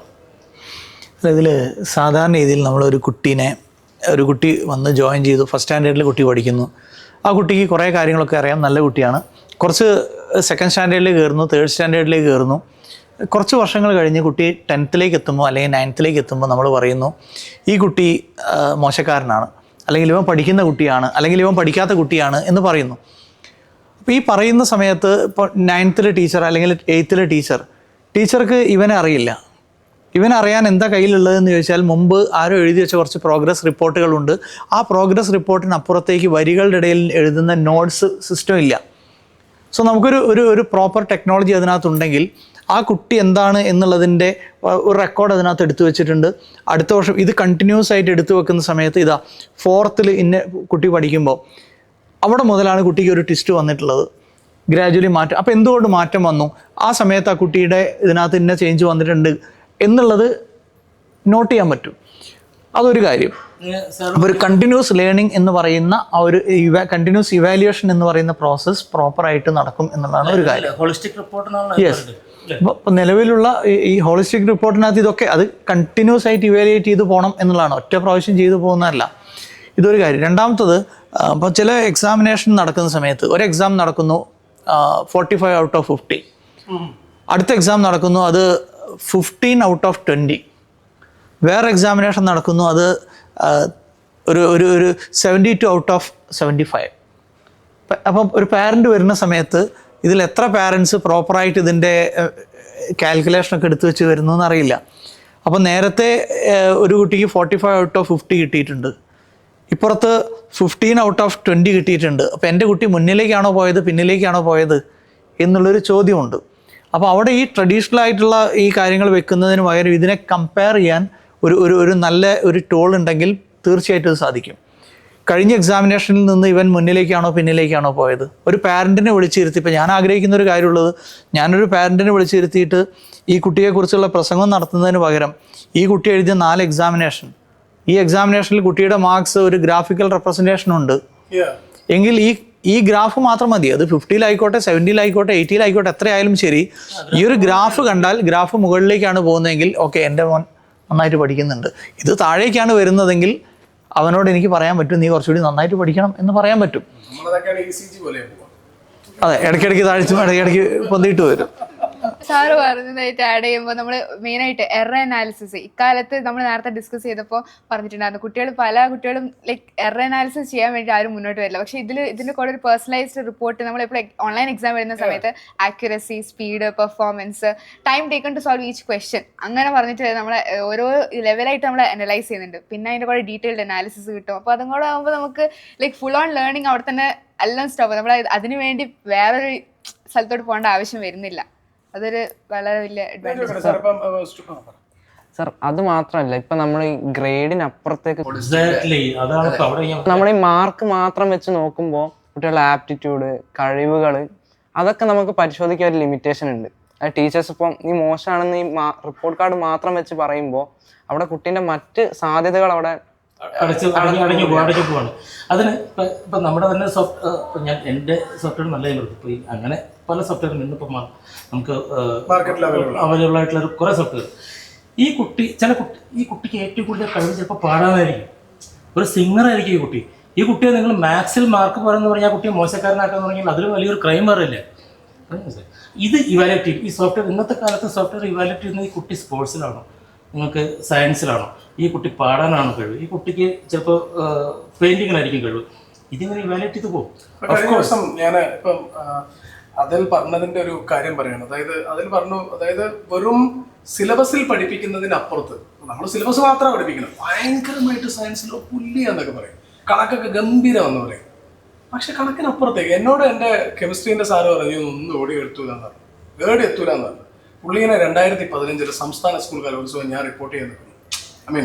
I was in the kiosk, radio മാംഗോയുടെ കിയോസ്കാണ്. എൻ്റെ സാറ് മുന്നിലൂടെ പോകുമ്പോൾ ഞാൻ വിദ്യാഭ്യാസ മന്ത്രിയോട് സംസാരിച്ചുകൊണ്ടിരിക്കുകയായിരുന്നു. ഞാൻ എൻ്റെ ഷർട്ടിൻ്റെ ഈ കോളറില്ലേ, ഈ കോളർ സാർ പറയൂ എന്ന് വിശേഷം ഞാൻ ഭയങ്കര അഭിമാനത്തോടു കൂടി ചെയ്തിട്ടുള്ള ഒരാളാണ്. എൻ്റെ സ്കൂളിൽ ഞാൻ ആദ്യമായിട്ട് പ്രവേശനോത്സവം ഉദ്ഘാടനം ചെയ്യാൻ വേണ്ടി പോയി. ഞാൻ വിചാരിച്ചിട്ടൊന്നുമില്ല ഞാൻ പ്രവേശനോത്സവം ഉദ്ഘാടനം ചെയ്ത് കുറേ കുട്ടികളെ ഭാവിയിൽ ഞാൻ തന്നെ തുടങ്ങി കൊടുത്തത്. ഒന്ന് ആലോചിച്ച് നോക്കൂ. ഞാൻ പറഞ്ഞ തമാശയായിരിക്കാം പറയുന്നത്, പക്ഷേ പേഴ്സണലി എഴുതി വെക്കപ്പെട്ട സിസ്റ്റത്തിനപ്പുറത്തേക്ക് വളരാൻ കഴിവുള്ള ആളുകളുടെ കഴിവിനെയും ആപ്റ്റിറ്റ്യൂഡിനെയും അയാളുടെ ടേസ്റ്റിനെയും പ്രിഫറൻസിനെയും സ്കൂളിൽ പഠിപ്പിക്കുന്നതിനപ്പുറത്തേക്ക് മനസ്സിലാക്കുന്നിടത്തേന് ഒരു നല്ല അധ്യാപകൻ ജനിക്കുന്നു. എനിക്ക് ഭാഗ്യം കൊണ്ട് 2-3 അധ്യാപകർ അങ്ങനെ ഉണ്ടായിട്ടുണ്ട്. അതെല്ലാ സ്കൂളിലും എല്ലായിടത്തും പറ്റിക്കൊള്ളുന്നത്. പക്ഷേ ഈ ഒരു സംഗതി ഇവർ രണ്ടുപേരും പറഞ്ഞു, അതായത് ഒരു എക്സ്ട്രാ കരിക്കുലർ ആക്ടിവിറ്റീസിനെയും കൂടി അവൻ ഏത് രീതിയിൽ ചിന്തിക്കുന്നു, അവൻ്റെ അങ്ങനെയും ഒരു ടെക്നോളജി വന്നിട്ടുണ്ട് കേട്ടോ. ഇപ്പോൾ നിങ്ങൾക്ക് അറിയില്ലായിരിക്കും. ശ്രീ സാറിനായിട്ട് നമ്മളത് മുമ്പ് ശ്രീ സാറിന് ടെക്നോളജി അഡോപ്റ്റ് ചെയ്യാനും അത് ഇംപ്ലിമെന്റ് ചെയ്യാനും വളരെ താല്പര്യമുള്ള ഒരാളായതുകൊണ്ട് അപ്പം ഞങ്ങളത് ഒരു ഇത് കൂടാതെ ഒരു എക്കോസിസ്റ്റം, വേറൊരു എക്കോസിസ്റ്റം ഇപ്പോൾ ഡെവലപ്പ് ചെയ്ത് വന്നിട്ടുണ്ട്. കുട്ടികൾക്കൊരു പ്ലാറ്റ്ഫോം അതിൽ ജോയിൻ ചെയ്താൽ കുട്ടികൾക്ക് എവിടുന്ന് വേണം, ലോകത്തുള്ള എവിടെ ഉള്ള കുറേ മാസ്റ്റേഴ്സ് ഉണ്ടാവും, അവരുടെ പഠിക്കാം. ആ പ്ലാറ്റ്ഫോമിൽ ചെറിയ ഒരു സംഖ്യ ചിലവാകുന്നുണ്ട്. ഓരോ ടെസ്റ്റിനും ഓരോ എൻറോൾമെൻറ്റിനും കുട്ടിക്ക് ഒരു സ്റ്റാർ കിട്ടും. ഇതിൽ പഠിപ്പിക്കുന്ന ആൾക്കാർ മാത്രമല്ല, പല കമ്പനികളും ആ എക്കോസിസ്റ്റത്തിൽ പാർട്ടാണ്. ഇവരൊക്കെ ഈ സ്റ്റുഡൻസിനെ വാച്ച് ചെയ്യുന്നുണ്ട്. ഈ ഇതിൽ ചേർന്ന് ഇതിപ്പോൾ ഓൾറെഡി ഇപ്പോൾ അവിടെ ഉണ്ട് കേട്ടോ. പല കോളേജുകളിലും പല യൂണിവേഴ്സിറ്റികളിലും കുറച്ച് നേരത്തെ പറഞ്ഞപ്പോൾ നമ്മൾ ഇതുപോലുള്ള പാനൽസിനകത്തേക്ക് പിള്ളേരൊക്കെ ഇങ്ങനെ അവരുടെ പഠിത്തമൊക്കെ അങ്ങനെ മാറ്റുമ്പോൾ ഞാൻ അതിനെ എക്സാഗ്രേറ്റ് ചെയ്ത് പറയുന്നത് ഒരു സാധ്യതയുള്ളത് അവരുടെ ചിന്തകളെ നമുക്ക് മനസ്സിലാക്കാൻ പറ്റുന്നതല്ലേ. തീർച്ചയായിട്ടും. അല്ല, ഇതിൽ ഒരു ടെക്നോളജിയുടെ ഒരു സൈഡ് പറയുന്നത്, ഇപ്പോൾ കുട്ടികൾ പൊതുവെ മൊബൈലിൽ കളിച്ചുകൊണ്ടിരിക്കും. എൻ്റെ കുട്ടിക്ക് ഗെയിം ഇഷ്ടമാണ്, അല്ലെങ്കിൽ ഗെയിം കളിച്ചുകൊണ്ട് ടൈം വേസ്റ്റ് ചെയ്യുന്നു എന്ന് പറയും. പാരൻസ് ആദ്യം പറയുന്ന വാക്കുകൾ നീ ഗെയിം കളിക്കേണ്ടെന്നാ. പകരം ഈ ഗെയിമിങ്ങിലൂടെ കുട്ടിക്ക് ഒരു ഫ്യൂച്ചർ ഉണ്ടാക്കാൻ പറ്റും എന്നുള്ളൊരു സാധ്യതയെക്കുറിച്ച് രക്ഷിതാവ് ചിന്തിക്കുന്ന പോലുമില്ല. ഞാൻ പരിചയപ്പെട്ട ഒരു ടെക്നോളജി എനിക്ക് വളരെ ഇതായിട്ട് തോന്നിയിട്ടുള്ളൊരു കാര്യം, ഒരു കുട്ടിക്ക് സ്വന്തമായിട്ടൊരു എന്താ പറയുക, ഒരു ബയോഡാറ്റ, ഒരു പ്രൊഫൈൽ സെറ്റ് ചെയ്യാനുള്ള ഒരു സ്പേസ് അവർ കൊടുക്കുന്നു. സോ നിങ്ങളുടെ കുട്ടി ഗെയിമിംഗ് ആണ് താല്പര്യമുള്ളത്, അവൻ ഗെയിം കളിക്കുന്നു എന്നുള്ളതിനപ്പുറത്തേക്ക് ഇവന് ഗെയിമിംഗ് ആണ് താല്പര്യമെങ്കിൽ ഇവന് ലോകത്തിൽ ഏറ്റവും വലിയ ഗെയിം ഡിസൈനേഴ്സുമായിട്ട് ഇവന് സംസാരിക്കാം, അവരുടെ സെഷൻസ് ഇവൻ അറ്റൻഡ് ചെയ്യാം. സോ ഒരു 7th എത്തുമ്പോഴേക്കും ഇവൻ്റെ പ്രൊഫൈലിൽ ഞാൻ ഇന്ന ആൾക്കാരുമൊക്കെ ആയിട്ട് സംസാരിച്ചിട്ടുണ്ട്, ഇവൻ്റെ മെൻറ്റേഴ്സ് ആരാണ്, എന്ന് ചോദിച്ചാൽ വേൾഡ് ഫേമസ് ആയിട്ടുള്ള ഇന്ന ആൾക്കാർ ഇവൻ്റെ മെൻറ്ററാണ്. ഇങ്ങനെ മെൻറ്ററാവാനുള്ള ഒരു വലിയ സാധ്യതയാണ് ഒരു കുട്ടിയുടെ മുന്നിൽ നിൽക്കുന്നത്. അത് ആ സ്കൂളിൽ ആ കുട്ടി കാണുന്ന 4, 3, 7 പേരിലപ്പുറത്തേക്ക് ഒരു വലിയ ഇന്ന് ആ ഏരിയയിലെ ഏറ്റവും എക്സ്പേർട്സ് ആരാണോ അവരെ മെൻറ്ററാക്കി വെച്ചുകൊണ്ട് അവരുടെ സെഷൻസ് അറ്റൻഡ് ചെയ്യാനും അങ്ങനെ സ്വന്തമായിട്ടൊരു പ്രൊഫൈൽ ഉണ്ടാക്കുവാനും പറ്റുന്ന ഒരു രീതിയിലേക്ക് വളരാനുള്ള സാധ്യത ഇതിനകത്ത്. ശരിക്കും ഇപ്പം അതാണ് ഈ എക്കോ സിസ്റ്റം. ഈ ഒരു അതിൻ്റെ പേര് ഞാൻ ഇപ്പോൾ എടുത്ത് പറയുന്നില്ല, പക്ഷേ അങ്ങനെ ഒരു എക്കോ സിസ്റ്റം ഇപ്പോൾ നിലവിലുണ്ട്. ഇത് പല സ്കൂളുകളിലും പല കോളേജുകളിലും പല യൂണിവേഴ്സിറ്റികളിലും ഇംപ്ലിമെൻ്റ് ചെയ്യാൻ തുടങ്ങിയിട്ടുണ്ട്. ഇതിൽ വളരെ സിമ്പിളാണ്. കുട്ടിക്ക് ഒരു പ്ലാറ്റ്ഫോം കിട്ടുന്നു, ഓരോരോ സ്റ്റാർ കുട്ടിക്ക് ഗ്രേഡ് കിട്ടുന്നു, കമ്പനികൾ കുട്ടികളെ ഇവാലുവേറ്റ് ചെയ്യുന്നു, അവർ അവിടുന്ന് തന്നെ എടുത്തു പോവുകയാണ്. കുട്ടി എന്താണോ ഷേപ്പ് ചെയ്യുന്നത്, കുട്ടി എങ്ങനെയാണോ വരുന്നത്, കുട്ടിക്ക് താല്പര്യം പോലെ. അവിടെ നിങ്ങൾക്ക് മ്യൂസിക് പഠിക്കാനുള്ള ആൾക്കാരുണ്ട്. കുട്ടി എന്താണോ ജോയിൻ ചെയ്യുന്നത്, പെയിൻറ്റിങ്ങിനാണോ പെയിൻറ്റിങ്ങിന് പോവാം, മ്യൂസിക്കിനാണോ മ്യൂസിക്കിന് പോവാം, സ്പോർട്സിനാണോ, ഇതിനെല്ലാം പഠിപ്പിക്കാനുള്ള ആൾക്കാരുണ്ട്. നാളെ നിങ്ങളൊരു ഇൻ്റർവ്യൂ അറ്റൻഡ് ചെയ്യുന്ന സമയത്ത് no need to say something blah blah blah about you, just this profile is enough. Profile is enough. ഇപ്പോൾ നീ ഒരു ഫുട്ബോളർ ആവണം എന്ന് ആഗ്രഹിക്കുന്നു എന്ന് വിചാരിക്കും. നിൻ്റെ ആഗ്രഹം മാത്രമല്ല, അതിനുവേണ്ടി നീ ഇന്ന ആൾക്കാരുമായിട്ട് സംസാരിച്ചിട്ടുണ്ട്. അപ്പോൾ ഇത് വേൾഡ് ബെസ്റ്റ് ആയിട്ടുള്ള ആൾക്കാരെ പാനലിൽ കിട്ടും. അപ്പോൾ ഇവരുമായിട്ട് നമ്മൾ സംസാരിക്കുന്നു. അപ്പോൾ കുറേ ഐഡിയാസ് വരുന്നു. ഇത്രയും സെഷൻസ് നമ്മൾ അറ്റൻഡ് ചെയ്തിട്ടുണ്ടെങ്കിൽ ഒരു 10ാം ക്ലാസ് എത്തുമ്പോഴേക്കും ഒരു കുട്ടി ഒരു 10-20 സെഷൻസ് അറ്റൻഡ് ചെയ്തിട്ടുണ്ടെങ്കിൽ അത് ക്ലിയറാണ്. അത് അവൻ്റെ ഒരു ആഗ്രഹം, വെറുതെ കിടക്കുന്ന ഒരു ആഗ്രഹമല്ല, അതായിട്ട് മാറണം എന്നുള്ളൊരു വാശി അവനുണ്ട് എന്നുള്ള അറിയാൻ പറ്റും. പക്ഷെ ഒരു നല്ല ടീച്ചർക്ക് ആ ക്ലാസ്സിലുള്ള കുട്ടികളിൽ ചിലരുടെയെങ്കിലും ടേസ്റ്റും പ്രിഫറൻസും ഒക്കെ മനസ്സിലാക്കി ആ മേഖലയിലുള്ള നിരവധി എക്സ്പേർട്സിനെ ഇതുപോലെ ക്ലാസ്സിലെ പാനലിലേക്ക് കൊണ്ടുവന്ന് കുട്ടികൾക്ക് ഒരു സെഷൻ കൊടുക്കാനൊക്കെ ഈ ഒരു പാനൽ സഹായിക്കും തോന്നുന്നു. ഞാൻ ചോദിക്കട്ടെ, ഇപ്പം കുറച്ച് നേരത്തെ അതിൽ ആ ക്വസ്റ്റ്യൻ പൂർത്തിയാക്കിയായിരുന്നു, കറക്റ്റ് ആയിരുന്നു. അതല്ല ഈ സംഗതി എനിക്ക് തോന്നുന്നു. അതിൽ നമ്മൾ കുറച്ച് 1-2 സാധനങ്ങൾ നമ്മൾ വിട്ടുപോയത് നമ്മൾ ഓർപ്പിക്കുന്ന ആളാണ് കേട്ടോ. 2 പേരും കിടുക്കന്മാരാണ്. എനിക്ക് തോന്നുന്നത് നമ്മളെ അവർ ഇന്റർവ്യൂ ചെയ്യുന്നതാണോ എന്നുള്ളതൊക്കെയാണ് അല്ലേ. കുറച്ചും കൂടെ കഴിഞ്ഞാൽ പിള്ളേരെ നമ്മളെ റോസ്റ്റ് ചെയ്യും, ഇന്റർവ്യൂ ചെയ്യില്ല. So let me ask you ഒരു വളരെ വളരെ എനിക്ക് ഇമ്പോർട്ടൻ്റ് ആണെന്ന് തോന്നുന്ന ഒരു ചോദ്യമാണ്. അതായത് കുട്ടികളെ ഹെൽപ്പ് ചെയ്യുന്ന കുറേ കാര്യങ്ങൾ പറഞ്ഞു. ആസ് എ ടീച്ചർ ഈ ഒരു പാനൽ അല്ലെങ്കിൽ ഒരു ഇന്ററാക്റ്റീവ് പാനൽ ബോർഡ്, ഒരു സ്മാർട്ട് ബോർഡ് ടീച്ചേഴ്സിന് എന്തോരം ഹെൽപ്പ് ചെയ്യുന്നതാണ്? ഇവിടെ ഞാൻ നേരത്തെ പറഞ്ഞു വെച്ചിട്ടുള്ളൊരു പോയിന്റ് ഉണ്ട്. ടീച്ചേഴ്സിൻ്റെ ഉള്ളിലൊരു മിഥ്യാധാരണ, ഇതൊരു വലിയ ടാസ്ക് എന്നെ കൊണ്ട് എടുത്താൽ പൊന്താത്തതാണ് എന്നുള്ളൊരു തോന്നൽ പലപ്പോഴും ടീച്ചേഴ്സിൻ്റെ ഉള്ളിലുണ്ട്. പക്ഷെ ഇത് നമ്മൾ മൊബൈലിൽ വാട്സപ്പ് വന്ന സമയത്ത് നമുക്ക് ഈ പ്രശ്നം ഉണ്ടായിരുന്നു, ഗൂഗിൾ പേ വന്ന സമയത്ത് ഈ പ്രശ്നം ഉണ്ടായിരുന്നു. ഓരോ ടെക്നോളജിയുടെ ഏത് സമയത്തും ഈ പ്രശ്നം നമ്മൾ നേരിട്ടിട്ടുണ്ട്. പക്ഷെ അത് നമ്മളൊന്ന് യൂസ്ഡ് ആയി കഴിഞ്ഞാൽ ഇത് നമ്മൾ ഒരുപാട് ഹെൽപ്പ് ചെയ്യുന്നുണ്ട് എന്ന് നമുക്ക് തിരിച്ചറിയാൻ പറ്റും. ടീച്ചേഴ്സിനെ സംബന്ധിച്ചോളം ഇതിൽ ആദ്യത്തെ ഒരു വിഷയം, ടീച്ചേഴ്സിൻ്റെ ടൈം ഒരുപാട് സമയം അവർക്ക് ലാഭിക്കാൻ പറ്റും. ഒരു എക്സാമ്പിൾ പറയാം. ഒരു ക്ലാസ്സിൽ ഒരു 35 കുട്ടികളുണ്ട്. ഈ 35 കുട്ടികളെ ഇവാലുവേറ്റ് ചെയ്യണം. ക്വസ്റ്റ്യൻ പേപ്പർ അവരുടെ ആൻസർ ഷീറ്റ് നോക്കണം. ടീച്ചർ ഇതിന് മണിക്കൂറുകൾ സമയമെടുക്കും. പകരം ഇങ്ങനത്തെ ഒരു ടൂളിനകത്ത് നമുക്ക് അതിൻ്റെ ആൻസർ കീ ബാക്കി കാര്യങ്ങളൊക്കെ നമുക്കുണ്ടെങ്കിൽ കൊടുത്താൽ വിത്തിൻ സെക്കൻഡ് ടീച്ചർക്ക് ഈ പരിപാടി കഴിഞ്ഞാൽ ടീച്ചറുടേതായിട്ടുള്ള ജോലി ചെയ്യാൻ പറ്റും. സോ അതെ, ഇത് തുടങ്ങിയിട്ട് ഇപ്പോൾ നേരത്തെ ഈ പറഞ്ഞതുപോലെ തന്നെ ഒരു കുട്ടിക്ക് കൊടുക്കാൻ സാധിക്കുന്ന മാക്സിമം കൊടുക്കുക എന്നുള്ള ഏതൊരു ടീച്ചറും ആഗ്രഹിക്കുന്നതാണ്. പക്ഷെ പലപ്പോഴും ടീച്ചർക്ക് പറ്റുന്നത് ടീച്ചറുടെ സമയമില്ല. ആകെ 40 മിനിറ്റ് പീരീഡ് ഉണ്ടാവും. ഈ പീരീഡിൻ്റെ ഇടയിൽ ഇത് തീർക്കണം, എനിക്ക് സിലബസ് തീർക്കണം, അതിൻ്റെ ഇടയിൽ എക്സാമിനേഷൻ നടത്താം. ഇങ്ങനെ വലിയൊരു ഓട്ടത്തിൻ്റെ ഇടയിലാണ് ടീച്ചേഴ്സ് നിൽക്കുന്നത്. പക്ഷേ ഈ ഓട്ടത്തിൻ്റെ ഇടയിൽ ടീച്ചേഴ്സിൻ്റെ സമയം ലാഭിക്കാനും കുറേയും കൂടി പെർഫെക്റ്റ് ആയിട്ട് കാര്യങ്ങൾ നടത്താനും, ഒരു കുട്ടിയെ ഇവാലുവേറ്റ് ചെയ്യുന്ന സമയത്ത് എപ്പോഴും ടീച്ചർക്ക് ചിലപ്പോൾ തെറ്റുപറ്റാം. ഞാൻ എൻ്റെ കാഴ്ചപ്പാടിലാണ് ഞാൻ ചെയ്യുന്നത്. ഞാൻ എത്രമാത്രം ഇമ്പാർഷ്യലാണ് എന്ന് പറഞ്ഞാലും ഞാനാണ്. ചിലപ്പം അങ്ങോട്ടും ഇങ്ങോട്ടും ചെറിയൊരു മാറ്റം അങ്ങോട്ടും ഇങ്ങോട്ടും വന്നേക്കാം. പക്ഷേ ആക്യുറേറ്റ് ആയിട്ടുള്ളൊരു ആക്യുറേറ്റ് ആയിട്ടുള്ള റിസൾട്ട് ഒരു ഇവാലുവേഷൻ ഇതുകൊണ്ട് സാധ്യമാവും എന്നുള്ളതാണ് ഏറ്റവും. ഇനി ഇതിനേക്കാളൊക്കെ അപ്പുറത്തേക്ക് ഞാൻ നേരത്തെ പറഞ്ഞ പോലെ ഞാൻ GPay യൂസ് ചെയ്യാത്ത സമയത്ത് ഒരു സുപ്രഭാതത്തിൽ ഞാൻ GPay യൂസ് ചെയ്യാൻ പഠിച്ചു. ഈ GPay യൂസ് ചെയ്യാൻ പഠിച്ച് GPayയിലൂടെ പേയ്മെൻറ്റ് നടത്തി തുടങ്ങുന്ന സമയത്ത് എനിക്ക് കിട്ടുന്നൊരു സന്തോഷമുണ്ട്. That means I am still alive എന്ന് പറയുന്നൊരു ഏർപ്പാടുണ്ട്. അപ്പോൾ ഈ ടെക്നോളജിയോടൊപ്പം ഞാൻ സഞ്ചരിക്കുമ്പോൾ ഞാനിപ്പോഴും ജീവിച്ചിരിക്കുന്നുണ്ട് എന്ന് തോന്നുക എന്ന് പറയുന്നത് ആദ്യത്തത്. രണ്ടാമത്തത്, കുട്ടികൾ, എൻ്റെ മുന്നിലിരിക്കുന്ന കുട്ടി എന്നേക്കാളും ഒരുപാട് മുന്നിലാണ്, ചിന്തിക്കുന്നതാണ്, അറിയുന്നതാണ് എന്നറിഞ്ഞുകൊണ്ട് ഞാൻ ആ ക്ലാസ്സിൽ പോയിരിക്കുന്ന സമയത്ത് എൻ്റെ കോൺഫിഡൻസ് ലെവലിലാണ് കുറവ് വരുന്നത്. ആ കോൺഫിഡൻസ് ലെവൽ തിരിച്ചു പിടിക്കാൻ ടീച്ചർക്ക് പറ്റുന്നൊരു കാര്യമുള്ളത് ഈ ടെക്നോളജിയോടൊപ്പം നടക്കുക എന്നുള്ളതാണ്. അപ്പോൾ ടീച്ചർ നേരെ ക്ലാസ്സിലേക്ക് വരുന്നു, സ്മാർട്ട് ബോർഡ് ഓപ്പൺ ചെയ്യുന്നു, അതിൻ്റെ സാധ്യത കുട്ടി ചിന്തിക്കുന്നതിൻ്റെ അപ്പുറത്തേക്കുള്ളൊരു സാധ്യതയിൽ ഒരൊറ്റ പ്രാവശ്യം ഇത് ഓപ്പൺ ആക്കി കൊടുക്കുന്ന ടീച്ചർ പിന്നെ ആ ക്ലാസ്സിൽ കുട്ടിയോട് മിണ്ടാതിരിക്കൂ എന്ന് പറയേണ്ട ആവശ്യമില്ല. ആ ക്ലാസ് കൺട്രോൾ, ആ ക്ലാസ് മൊത്തം ടീച്ചറുടെ കൂടെ വരും.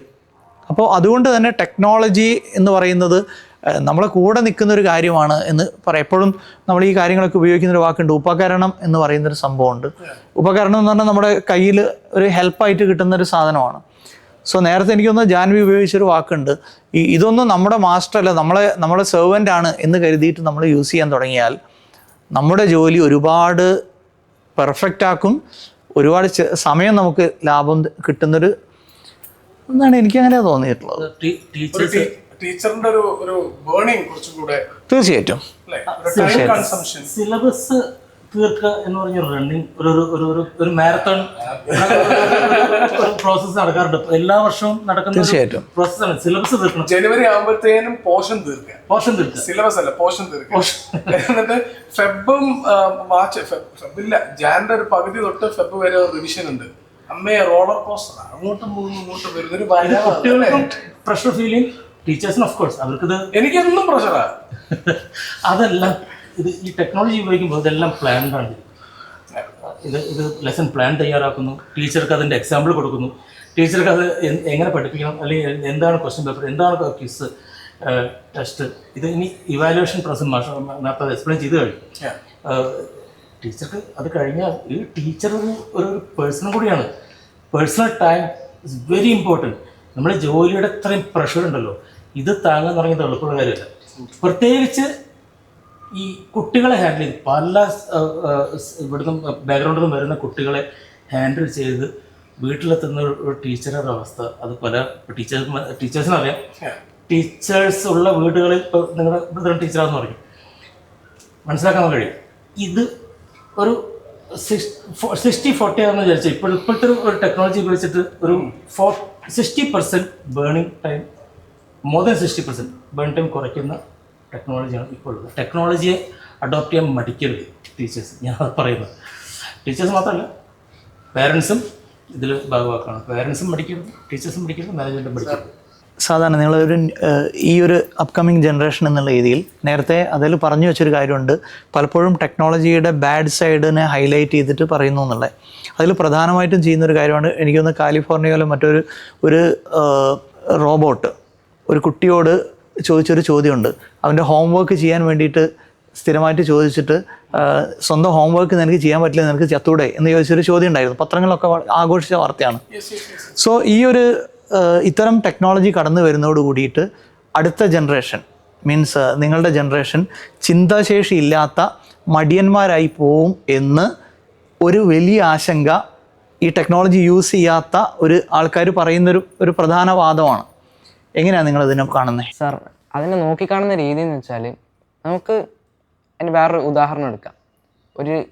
ഇതിപ്പോൾ ടെക്നോളജി നല്ലതാണോ മോശമാണോ നമുക്ക് പറയാൻ പറ്റില്ല. ഇതിപ്പോൾ ഒരു കത്തീനെ നല്ലതാണോ മോശമാണോ എന്ന് ഒരാൾ പറയാൻ സാധിക്കുന്നവരായിരിക്കും. അത് എങ്ങനെ ഉപയോഗിക്കുന്നു എന്നുള്ളതിലാണ് അതിൻ്റെ ഒരു ഇത് കിടക്കുന്നത്. അപ്പോൾ നമുക്ക് ഈ ടെക്നോളജീനെ ജസ്റ്റ് ഒരു ആൻസർ കിട്ടാനുള്ള ഒരു സോഴ്സായിട്ട് ഉപയോഗിക്കാം AI-നെ. അതായത് ഇപ്പോൾ എൻ്റെ ഹോംവർക്ക് ചെയ്ത് തരൂ, എൻ്റെ മാത്സ് പ്രോബ്ലം ഉണ്ട്, ഇതിൻ്റെ ആൻസർ പറഞ്ഞു തരൂ. അവിടെ ഇപ്പോൾ ഒരു പുതിയതായിട്ടൊരു 2026 കോൺസെപ്റ്റ് വളർന്നു വരുന്നത് ഇപ്പോൾ സ്ലോ AI എന്ന് പറഞ്ഞിട്ട് നമ്മൾ പല അക്കാഡമീൻ്റെ സൈറ്റ്സിലായാലും ഇപ്പോൾ ഖാൻ അക്കാഡമീൻ്റെ ഒരു AI ഉണ്ട്, ഇപ്പോൾ തേസിഫൈ എന്ന് പറഞ്ഞ AI ഉണ്ട്, നോട്ട്ബുക്ക് എല്ലാം. ഇവരൊക്കെ ചെയ്യുന്നതെന്ന് വെച്ചാൽ നമുക്കിപ്പോൾ ഒരു മാത്സ് പ്രോബ്ലം കൊടുത്തിട്ട് അതിന് ആൻസർ പറഞ്ഞു തരുന്നതിന് പകരം ആ മാത്സ് പ്രോബ്ലത്തിൻ്റെ ഫസ്റ്റ് സ്റ്റെപ്പ് എന്താണെന്ന് നമ്മളോട് ചോദിക്കും, നമ്മളത് പറഞ്ഞു കൊടുക്കും. അതിനനുസരിച്ച് നമ്മുടെ കൂടെ ചെയ്ത് തരും. ഈ രീതിയിൽ നമുക്ക് AI ഉപയോഗിക്കുകയാണെങ്കിൽ, ഈ രീതിയിൽ നമ്മൾ ടെക്നോളജി ഉപയോഗിക്കുകയാണെങ്കിൽ അവിടെ നമ്മളുടെ ചിന്താശേഷി കുറയല്ല ചെയ്യുന്നത്, അത് കൂടുതൽ വർദ്ധിക്കുകയാണ് ചെയ്യുന്നത്. ആ ഒരു Yes, the same topic that I was also thinking about the same thing. Like നമ്മൾ എത്രത്തോളം യൂട്ടിലൈസ് ചെയ്യുന്നതിനനുസരിച്ച് അത് മാറിയിരിക്കും. പിന്നെ എ ഐ എന്ന് പറയുമ്പോൾ അത്രയും ഡൈവേഴ്സ് ആണ്. നമ്മൾ ലൈക്ക് പോസിറ്റീവ് സൈഡും നെഗറ്റീവ് സൈഡും ഉണ്ട്. പക്ഷേ ചില സമയത്ത് നമുക്ക് ആ നെഗറ്റീവ് സൈഡിനെ പോസിറ്റീവ് ആക്കി മാറ്റിയെടുക്കാൻ സാധിക്കും. ഇറ്റ് ഡിപ്പെൻസ് അപ്പോൺ ലൈക്ക് നമ്മൾ എത്രത്തോളം അതിനെ അവെയർ ആവുന്നത്. അത് എപ്പോഴാണ് കിട്ടുക, നമ്മൾ എത്രത്തോളം എക്സ്പീരിയൻസ്ഡ് ആവുന്നതെന്ന്. ഒരു റിസോഴ്സ് നമ്മൾ എത്രത്തോളം നമ്മൾ യൂസ് ചെയ്യുന്നു അത്രത്തോളം നമുക്ക് അതിൻ്റെ എക്സ്പീരിയൻസ് കിട്ടും. അതിനനുസരിച്ച് നമുക്ക് അതിനെ ബെറ്റർമെൻറ്റ് ആക്കാൻ പറ്റും. അതിൻ്റെ നെഗറ്റീവ് ആസ്പെക്ട്സിനെ ഇഗ്നോർ ചെയ്തിട്ട് we could increase the possibilities. So in that way we could, make every resource a useful resource. ഇപ്പോഴത്തെ കുട്ടികൾ എങ്ങനെ മണ്ടന്മാരായി പോകും, മടിയന്മാരായി പോകും. ഇത്ര ബ്രില്യൻ്റ് ആയിട്ട് ചിന്തിക്കുന്ന ആൾക്കാർ മടിയന്മാരാവാൻ യാതൊരു സാധ്യത. രണ്ടാമത്തെ നമ്മളൊന്നും ഇത്ര ചിന്തിച്ചിട്ടില്ല. കാസ്റ്റവേ എന്ന് പറഞ്ഞൊരു ടോം ഹാങ്ക്സിന്റെ ഒരു സിനിമയുണ്ട്. ടോം ഹാങ്ക്സ് ഒരു ഐലൻഡിൽ പെട്ടുപോവാണ്. എന്നിട്ട് മൂപ്പര് മറ്റേ ഒരു ഷിപ്പ് എന്തോ ക്രാഷ് ആയി പോകുന്നതാണ്. അപ്പൊ അതിനകത്ത് ഉണ്ടായിരുന്ന ലഗേജിൽ ഉണ്ടായിരുന്ന ഒരു പന്ത് എടുത്തിട്ട് മൂപ്പര് ചോരയുണ്ട്, ബ്ലേഡൊക്കെ തട്ടി ബ്ലഡൊക്കെ വന്ന് മൂപ്പര ചോര കൊണ്ട് ഒരു മുഖമൊക്കെ വരച്ചിട്ട് അതിനോട് കുറെ കാലം സംസാരിക്കുന്നു. ആരുമില്ല ഐലൻഡിൽ, ഒരു മനുഷ്യനില്ല. പക്ഷേ ടോം ഹാങ്ക്സ് കരയിലെത്തിക്കഴിഞ്ഞതിന് ശേഷം ബോർഡിൽ ടോം ഹാങ്ക്സ് മനഃപൂർവ്വം മാറ്റി വെക്കുന്നുണ്ട്.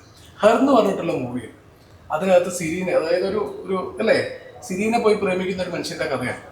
ഒരാളല്ല, ലോൺലിനെസ് അടിച്ച് വട്ടായി പോയിട്ട് ആരോടെങ്കിലും പ്രേമിക്കണ്ടേ, ആരോടെങ്കിലും സംസാരിച്ച് ഇഷ്ടമായിപ്പോയി. ആ ഇഷ്ടം മറക്കാൻ അയാൾ എടുത്തിട്ടുള്ള ഒരു സമയമുണ്ട്. രണ്ടും ടെക്നോളജിയാണ്, രണ്ടും ലോൺലിനെസ് മാറ്റാൻ എടുത്തിട്ടുള്ള ഒരു അല്ലേ, നമുക്ക് ഗെറ്റ് റിഡ് ഓഫ് ദിസ് എന്നുള്ള രീതിക്ക് ഉപയോഗിച്ചിട്ടുള്ള കാര്യങ്ങളാണ്. ടോം ഹാങ്ക്സ് വളരെ ബുദ്ധിപൂർവ്വം മാറിപ്പോയി. ഹെറിലെ മൂപ്പർക്ക് ഭ്രാന്തായിപ്പോയി. നമ്മളാണ് അല്ലേ, നമ്മുടെ പേഴ്സ്പെക്റ്റീവാണ് എങ്ങനെ യൂസ് ചെയ്യണം. അവിടെയാണ് ഒരു ടീച്ചറുടെ ആവശ്യകത. ഇങ്ങനെ യൂസ് ചെയ്യണം, ദിസ് ഈസ് ദ വേ. അപ്പോൾ ആ സമയത്ത് ഒരു ടീച്ചർ സ്റ്റുഡന്റ് മറ്റേ അനുവാദം കൃത്യമായിട്ട് ചെറിയൊരു ടേം മാറിപ്പോകാനുള്ള സാധ്യത.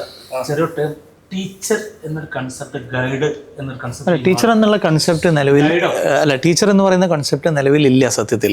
അതിൻ്റെ പുതിയ വാക്കുള്ളത് ഫെസിലിറ്റേറ്റർ എന്ന് മാത്രമാണ്.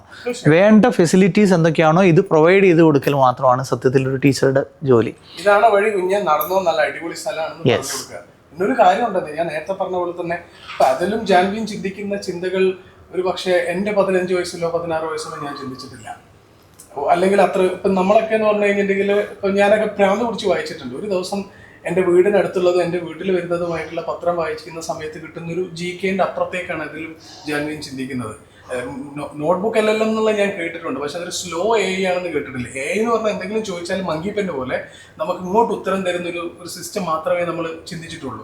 എനിക്കൊരു പ്രോംപ്റ്റ് അടിച്ചു കൊടുത്തു കഴിഞ്ഞാൽ എനിക്കൊരു 6 സെക്കൻഡിൻ്റെ വീഡിയോ ഫ്രീ ആയിട്ട് കിട്ടുന്ന സൊറ പോലുള്ളൊരു അല്ലെങ്കിൽ മിഡ് ജേണിയിലൊക്കെ നമുക്ക് കുറച്ച് വീഡിയോ ഉണ്ടാക്കാം എന്ന് അറിയുന്നതിനപ്പുറത്തേക്ക് സ്ലോ AI എന്ന് പറഞ്ഞിട്ടുള്ളൊരു സിസ്റ്റം ഉണ്ടെന്നും ആ സിസ്റ്റത്തിൽ ഇങ്ങനെയാണ് വർക്ക് ചെയ്യേണ്ടതെന്നും അതോടൊപ്പം ഗ്രോ ചെയ്യാമെന്നും ഒക്കെ നമ്മൾ പഠിക്കുന്നത് അല്ലേ ഇങ്ങനത്തെ പിള്ളേരിൽ നിന്നാണ്. കൂടുതലും വീട്ടിലെ ഫോൺ ഏറ്റവും നന്നായിട്ട് അതിൻ്റെ സാധ്യതകൾ മനസ്സിലാക്കിയുള്ള വീട്ടിലെ ഏറ്റവും ചെറിയ ആളാണെന്ന് പറയുന്നത് പോലെ നമ്മളെക്കാൾ കൂടുതൽ ഈ കാലഘട്ടത്തിൻ്റെ സാധ്യതകളെ വളരെ ഭംഗിയായിട്ട് മനസ്സിലാക്കി വെച്ചിട്ടുള്ള ആൾക്കാരെന്ന് നമുക്ക് ആ കാലഘട്ടത്തിനനുസരിച്ചുള്ളൊരു മാറ്റം ടീച്ചേഴ്സിനും സ്റ്റുഡൻസിനും സംഭവിച്ചാൽ അത് മുന്നോട്ടുള്ള പോക്കിനെ ഗുണപരമായ രീതിയിൽ ഭാവിക്കാനും സാധ്യതയുള്ളൂ. പോയിന്റ് അടയാൻ, അതായത് ഇപ്പോൾ ടെക്നോളജിയെ അഡാപ്റ്റ് ചെയ്യാൻ നമ്മൾ മടിക്കുന്നതിൻ്റെ ഒരു കാരണം എന്ന് വെച്ചാൽ അതിനോടൊരു ഭയമുണ്ട് പലർക്കും. അതായത് ഇതായിട്ട് എന്തെങ്കിലും കുഴപ്പങ്ങളുണ്ടാവും, കുഴപ്പങ്ങൾ എന്തെങ്കിലും കണ്ടുപിടിച്ച് കഴിഞ്ഞാൽ അതിനെ വലുതാക്കി കാണിച്ച് അതിൽ മാത്രം ഫോക്കസ് ചെയ്തിട്ട് ഈ കുഴപ്പമുള്ളതുകൊണ്ട് അതിൻ്റെ ആ കുഴപ്പത്തിനെ വലുതാക്കി കാണിച്ചതിന് ശേഷം നമ്മളിത് ഉപയോഗിക്കാനേ പാടില്ല എന്ന് പറയുന്ന ഒരു ചിന്താഗതിയാണ്. ഒരു സാധ്യത അടക്കിയാണ്. അതിപ്പോൾ ഡ്രൈവിംഗ്, ഇപ്പോൾ ഞാൻ പറഞ്ഞില്ല ഈ കട്ട് ചെയ്തതിന് സോറി കേട്ടോ, നമ്മൾ ഡ്രൈവിംഗ് പഠിക്കാൻ നമുക്ക് കാറുണ്ട്, കാറ് പഠിക്കാതെ എടുത്ത് കൈ കൊടുത്തിട്ട് ഓടിക്കാൻ പറയുന്ന പോലെയാണ്. ഇത് പഠിച്ചാൽ നമുക്കിത് എങ്ങനെ യൂട്ടിലൈസ് ചെയ്യാന്നുള്ള പോലെയാണ്. അത് തന്നെയാണ് ഈ ടെക്നോളജി. അതിപ്പോൾ നമുക്ക് പണ്ടത്തെ ഒരു എക്സാമ്പിൾ എടുക്കുകയാണെങ്കിൽ ഇപ്പോൾ പ്രിൻറ്റിങ് പ്രസ് വന്ന സമയത്താണെങ്കിൽ ആൾക്കാർ പറഞ്ഞ് ഇത് മിസ്ഇൻഫർമേഷൻ ആണ്, ഇതിപ്പം റിലീജിയസ് വാർസും മറ്റു കാരണങ്ങൾക്കൊക്കെ ഉപയോഗിക്കപ്പെട്ടു. അപ്പോൾ ഇത് ഫുള്ളും എന്താ പറയുക, ആൾക്കാർക്ക് ഇതിൻ്റെ നെഗറ്റീവ് സൈഡ്സ് ആണ് അവിടെ ഉണ്ടായിരുന്നത്. പക്ഷെ കുറെ കാലം കഴിയും തോറും ആൾക്കാർക്ക് മനസ്സിലായി ഇതെങ്ങനെ ഉപയോഗിക്കേണ്ടത്. ഇന്നിപ്പോൾ ലൈബ്രറികളായി, നല്ലവണ്ണം വായിക്കുന്നവരായി, എങ്ങനെ വായിക്കേണ്ടതെന്ന് അറിയുന്നവരായി, ഇങ്ങനെ മാറി. അപ്പം നമുക്കിപ്പോൾ AI ഫസ്റ്റ് നമ്മൾ അതിൻ്റെ ഒരു വൈൽഡ് ഫയർ എന്നുള്ളൊരു സ്റ്റേജിലുള്ളത്. പക്ഷെ ഇത് കഴിയുമ്പോൾ നമ്മൾ ആ വൈൽഡ് ഫയറിനെ എങ്ങനെ കൺട്രോൾ ചെയ്യണം, നമുക്ക് എങ്ങനെ റെസ്പോൺസിബിളായിട്ട് യൂസ് ചെയ്യണം നമ്മൾ പഠിക്കും. പക്ഷേ ഈ സമയത്ത് നമ്മൾ കൊടുക്കുന്ന അസിസ്റ്റൻസ്, അതിനുള്ള ഗൈഡൻസ്, അവയർനെസ് ക്ലാസ്സുകൾ, ഇതൊക്കെ ഇമ്പോർട്ടൻ്റ് ആണ്. ആ സ്റ്റേജിൽ നിന്ന് മാറ്റിയിട്ട് നമുക്ക് അതിനെ റെസ്പോൺസിബിളായിട്ട് യൂസ് ചെയ്യണം. ഓഫ് കോഴ്സ് ചെറിയ നമുക്ക് സിസ്റ്റമിക് ആയിട്ടുള്ള പ്രോബ്ലംസ് ഉണ്ട്, ലിമിറ്റേഷൻസ് ഉണ്ട്, പക്ഷെ അത് മാനേജബിൾ ആണ്. ആ മാനേജബിൾ ആയിട്ടുള്ള ആസ്പെക്റ്റാണ് നമ്മൾ കാണിച്ചു കൊടുക്കേണ്ടത് ആൻഡ് അതിൻ്റെ പോസിബിലിറ്റീസും. ഈ കുട്ടികളാണ് നമ്മൾ പേടിക്കുന്നത്. സത്യം പറയാം, ഈ കുട്ടികളെ നമ്മൾ പേടിക്കുന്നത് ചോദിക്കുന്നത്. ഞാൻ ആലോചിക്കുന്നത് പലപ്പോഴും പല രീതിയിലുള്ള ഇന്റർപ്രിട്ടേഷൻസ് വന്നിട്ടുണ്ട് അബൌട്ട് ദ ഫ്യൂച്ചർ ജനറേഷൻ. അവർ ചിന്തിക്കുന്ന രീതികളെ കുറിച്ചിട്ട്, ഇതിനെ കുറിച്ചിട്ടൊക്കെ നമ്മൾ ഒരുപാട് ചിന്തിക്കുന്നുണ്ട്. ഈ കുട്ടികളെ ഹാൻഡിൽ ചെയ്യേണ്ടവരാണ് ഓരോ ടീച്ചറും. ഈ കുട്ടികൾക്ക് വഴി പറഞ്ഞു കൊടുക്കേണ്ടവരാണ് ഓരോ ടീച്ചറും.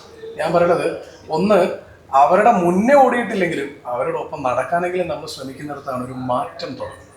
ഒരു ടീച്ചർ ഒരു പുതിയ മാറ്റത്തിനെ എങ്ങനെയാണോ അവർ സ്വീകരിക്കുന്നത് അല്ലെങ്കിൽ അഡാപ്റ്റ് ചെയ്യുന്നത്, അവരുടെ അഡാപ്റ്റബിലിറ്റിയാണ് അല്ലേ ശരിക്കും പറഞ്ഞു കഴിഞ്ഞാൽ ഒരു കുട്ടിയുടെ ഭാവിയെ കൂടുതൽ ബ്രൈറ്റ് ആക്കുന്നതെന്നാണ്. പുതിയ ടെക്നോളജി വരുന്നത്, പുതിയ മാറ്റങ്ങൾ വരുന്നത്, അത് കുറച്ചും കൂടെ നല്ല രീതിയിലേക്ക് ഉപകരിക്കും. നേരത്തെ പറഞ്ഞല്ലോ, ഏറ്റവും നന്നായിട്ട് ഗൈഡ് ചെയ്യാൻ വേണ്ടി പറ്റുന്ന ഒരു നല്ല ടീച്ചർക്കാണ്. ഒരു ടീച്ചറുടെ ജോലി എടുത്ത് കളയുന്നതല്ല, ഏറ്റവും നന്നായി ഗൈഡ് ചെയ്ത് കുറച്ചും കൂടെ ഫ്രൂട്ട്ഫുൾ ആവുന്ന, കുറച്ചും കൂടെ റിച്ച് ആവുന്ന തരത്തിലേക്ക് നമ്മളുടെ തന്നെ ഭാവിയെ മാറ്റുന്നിടത്തല്ലേ നമ്മുടെ ഒരു സാമൂഹിക പ്രതിബദ്ധത കൂടി നമുക്ക് ഒഴിവാകുന്നത്. സോ നല്ല മാറ്റങ്ങൾക്ക് വേണ്ടിയിട്ട് നമുക്ക് അല്ലേ പുതിയ സംഗതി ഒരുപാട് പുതിയ ഇന്നോവേറ്റീവ് ആയിട്ടുള്ള ഐഡിയാസ് നമ്മുടെ ചുറ്റിലും നടന്നുകൊണ്ടിരിക്കുന്നുണ്ട്. നമ്മൾ നല്ലതാണെങ്കിൽ എടുക്കാന്നേ. കൂട്ടത്തിൽ നിങ്ങളടുത്ത്, ജാൻവിയുടെ അടുത്തും അതുപോലെ തന്നെ അതിൻ്റെ അടുത്തും എനിക്ക് ഒറ്റ കാര്യം ചോദിക്കാനുള്ളൂ.